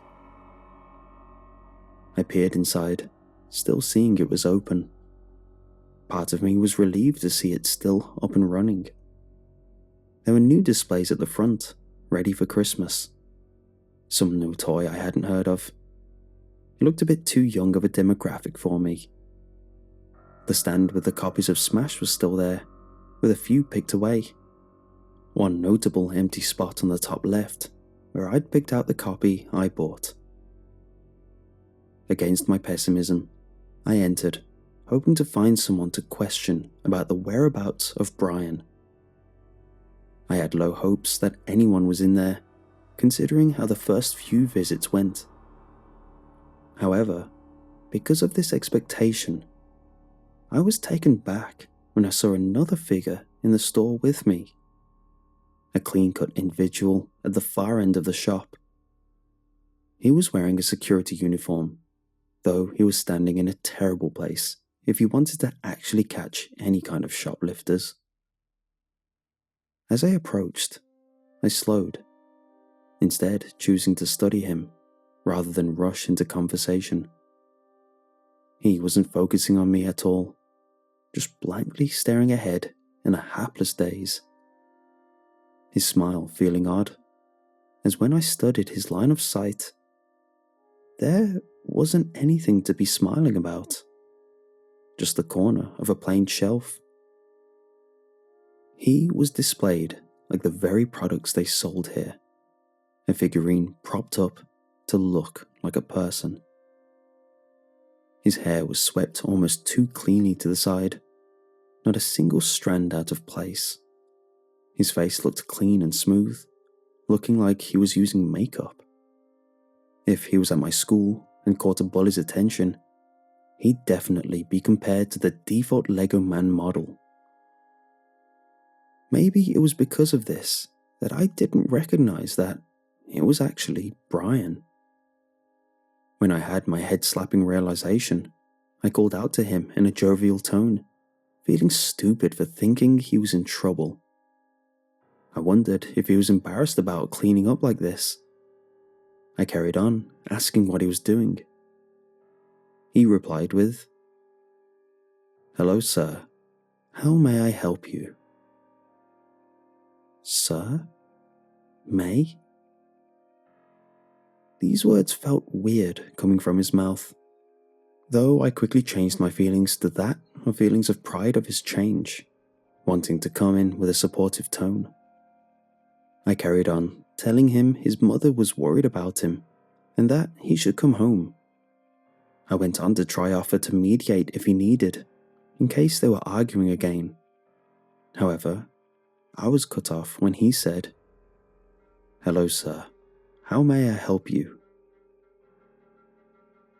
I froze this time, taken back by how eerily similar he'd said that to his previous iteration. I looked at him some more and realized he was still blankly staring ahead. He hadn't even acknowledged my existence, besides his robotic dialogue. If this is a joke, it's not funny. I'm sorry for making you feel bad the other day, but this has gone too far. Seriously, I'm taking you home. I sputtered out, in a serious tone I didn't know I could make. At this, his demeanor changed. Though his mouth was still cemented up into an infallible smile, his eyes told a different story. The windows to his feelings. They were glossed over, looking like they wanted to water. However, something strong within him was holding his feelings back. This force carried through his body as his neck twitched slightly, and his tone had changed to a feeling of struggle and spat out a different line. "Sorry, I have to attend to something around back. Please feel free to browse our store." As he finished saying this, he left. I could tell there was a dichotomy in his head that was trying to tear him in two different directions. This has been going on for about a week now, and I don't know what to do. I've been going in the store every day, and it's the same thing. He'll just offer help in a polite, yet robotic customer service way. However, if I push things a few times, he'd just excuse himself and go to the back where I can't get to him. Sometimes he'll wear the dead fish-eyed look, and sometimes I'll see a twinge of resistance, but only for a fleeting moment. I've tried calling the police, to no avail. They report to me that he's fine where he is and can't do anything without his consent. Apparently he tells them it's his choice to be there.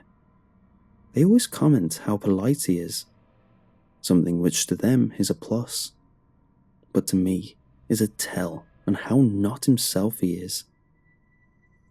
The only person I haven't told is his mother. I don't know how she'd take it if she finds out, and I'm even more scared of what she'd do. What's worse is during my visits to check up on Brian to see how he's doing and check if there's any sign of saving him, I've started noticing something bad. Every so often, I'll see a new staff member, a sweeper here, a shelf stocker there. Each of them reply like they're stuck in a trance, robotically repeating friendly customer service remarks. I'm terrified at the implication of all this.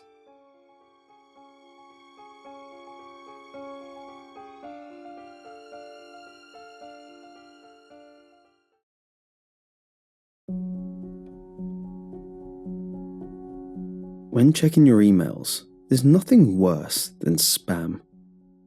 No, I don't want to meet hot singles in my area. No, I don't want to know why dermatologists hate some 50-year-old lady. And no, I don't want to magically find love with 5 easy steps. Well, maybe the last one, but I'm smart enough to know that junk mail isn't a magical resource of hidden information the man doesn't want you to know. Often, they only slip by from bots that generate random email addresses to send to. The worst place for them is my personal email address. It doesn't help that it's also the email address I use to sign up for various sites. Out of hours, I have to keep an eye on there in case someone tries to get a hold of me after work. It's also become a compulsive nervous habit to check since I work with them most of the day. Beyond work, I often receive emails from older family members who don't know how to social media. After that, it's just newsletters I sign up for and offers from services I use. However, it seems I can't escape spam outside of my email. On Instagram, I follow a heap of accounts to make me laugh, but it's not uncommon to see those "hold your breath and try type X" or "I bet you can't do this" challenges posted, set up to build up their metadata to grow their account to sell ad space, which kids don't seem to pick up on, though I am a sucker for liking the money dog posts. What's worse is that I have a young niece who absolutely goes beyond what you'd expect someone would do for these.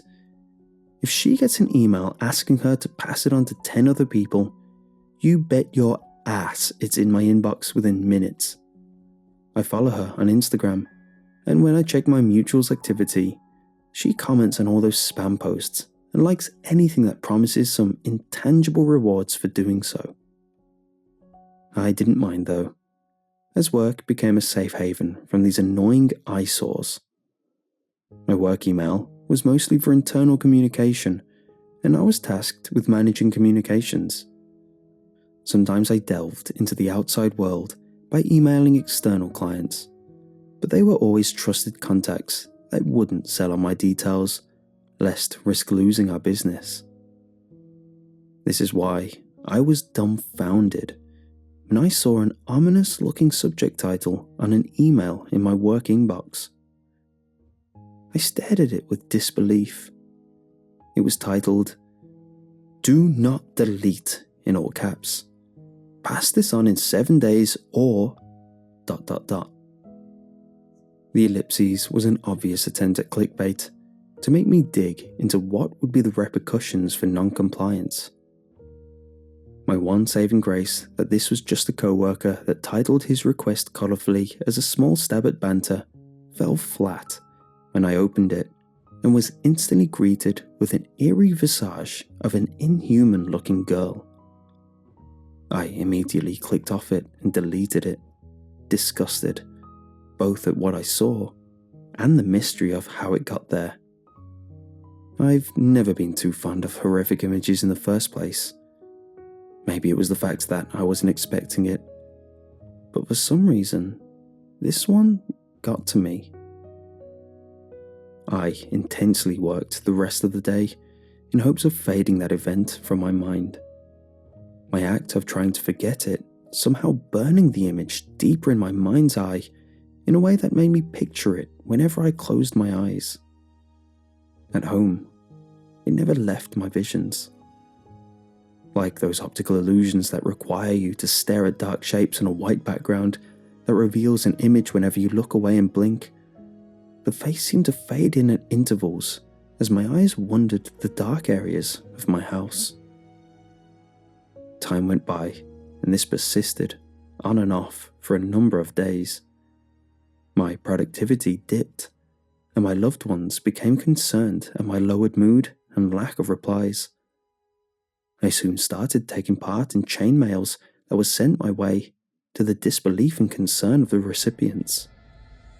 However, nothing I did alleviated my visions. That image that flashed nightmares into my waking life. It was because of this that I wasn't initially shocked when I saw something when glancing my window that overlooked my yard. When my eyes caught a glimpse in that area multiple times, it was then that I realized something was off. I dropped what I was doing and leant towards the pane, studying the darkness that encompassed my garden. I squinted as my eyes adjusted, and as soon as my eyes hit that sweet spot of focus, what I saw made me stumble back and look away. A figure, not very tall, in the far reaches of any sources of light. It looked to be that of a child's. It wasn't hard to piece together that 7 days was soon coming up. I figured in my panicked logic that the best way to escape this curse was to adhere to the original email's instructions. Instructions I never knew, as I deleted it immediately upon opening it. The only way I thought to find it was to search the deleted folder in my work emails, a function implemented to help prevent the accidental deletion of important files. The problem was because it was a private system exclusive for my company. I could only access my work emails at my office. The next day couldn't come any faster, partly because I desperately wanted this curse to end, and because the little girl's face staring at me through the window made it impossible to settle. On my rush to work, my lack of sleep caught up to me, not only from the previous night, but from the nights before that had hours stolen from them. It took a few seconds for my head to dip and my focus to dwindle, for my front bumper to collide with a stationary car. What followed was a number of details swapped, various emergency services called to verify and log everything down, tow trucks to help clear up the busy intersection, and a lot of verbal abuse from the car's owner. No one was hurt, which I counted as fortunate. The only problem was the immense amount of time eaten by the whole event. I had no way of leaving early, to my constant protests, something the angry man picked up on and purposely dragged things on, him receiving a massive rush of pleasure from his petty revenge. By the time the taxi pulled up to my workplace, half the day was already gone. I had no idea the specific time when I deleted the email. My only information was the title, which gave a warning about 7 days, and the fact that the day had come. I quickly logged in, ignoring the ranting from my manager for my abysmal arrival time, and the concerned tone from co-workers that saw the scratched-up condition I was in. It wasn't there. I scrolled up and down, searched all the keywords I could remember. Nothing turned up. I ran to the IT office and begged them to see if they could find a deleted email. They were compliant at first, but when I slipped in the detail that it was from a week ago, they told me the words I never wanted to accept. There was no way to get it back. Upon explaining what happened that day, minus the junk mail ordeal, my manager opted to let me leave early, and I chose to spend that time as productive as possible. I took to Google with hope in my heart that some niche forum held some answers. I searched around for various keywords relating to my problem to see if anything could turn up a solution. It was hard to concentrate, not just because of the shaken feeling of the jolt of adrenaline I'd received earlier finally catching up with me physically, but because of the eyes that I could feel peering over my shoulder, a devilishly playful vibe emanating from the presence behind me, giving me the feeling that she wanted to play, but it was only going to be fun for one of us. Sadly, all that turned up was scary stories written about little girls that haunted unsuspecting victims, something that was definitely not helping my situation. I took to finding paranormal boards, one such place being the X board on 4chan. I saw a vast number of threads ranging from summoning a succubus to the bizarre paranormal findings in the current world. So, I explained my situation in full, hoping that someone would chime in with information to help me. All I got in response were a string of derogatory names and many accusations of being a role player. The thread got ignored and finally faded from the pages list. I tried a few more times, to the same result. All I could think was that these people must have been kids. The language they used and their manners screamed they were teens at most. But this reminded me of a certain someone. My niece. I sent her a polite email, trying not to scare her too much. I danced around the subject, but asked a series of questions about her relationship to the junk mail she forwarded and what to do if one ever came back to bite me in the ass. She must obsessively check her emails because she got back to me almost immediately. Her response? A tamer version of the replies on the X board. She didn't directly say it, but her tone came across like she was calling me an idiot for entertaining the idea that a chainmail could be true. I couldn't help but feel aggravated at her hypocrisy, considering how much she complied to everyone she saw. I fell to my last resort. Primitive methods. I stared back at the girl, watching her standing in the corner of my living room, lolling her head from side to side in a playful way, a sly grin hinting at the torturous thoughts she held.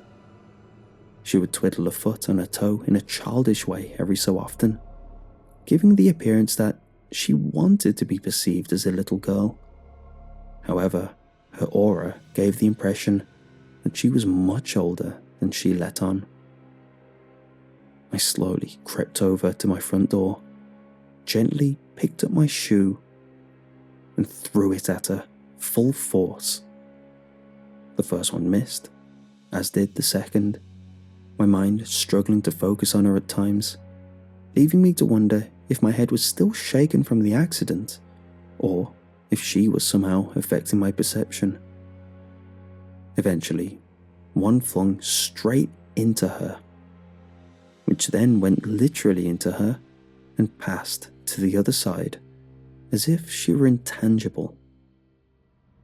She spoke to me and told me that there was no easy way to get rid of her now, and thanked me for not passing on her curse. All subtlety was thrown out the window when I yanked on some shoes, ran to my car, realized it wasn't there, and resorted to running down the street. I want to say I got some reprieve when I stayed in a hotel. However, it was worse, living in such a confined space with no electronics to divert my eyes from that girl watching me sleep. She always follows me, whether in private doing personal things or in public where all can see my bizarre reactions. No one else seems to perceive her presence, and worst of all, she finds new and creative ways to startle me at the worst of times. I tried living life as normal. However, it's hard to not get unwanted attention when I scream in fear at the copy machine, because under the scanning glass of the printer is the ghostly visage of a smiling ghoul, or when she appears when I wipe the dripping shampoo from my eyes whilst in the shower. But this is what I have to live with now. All because I didn't pass on the email in 7 days.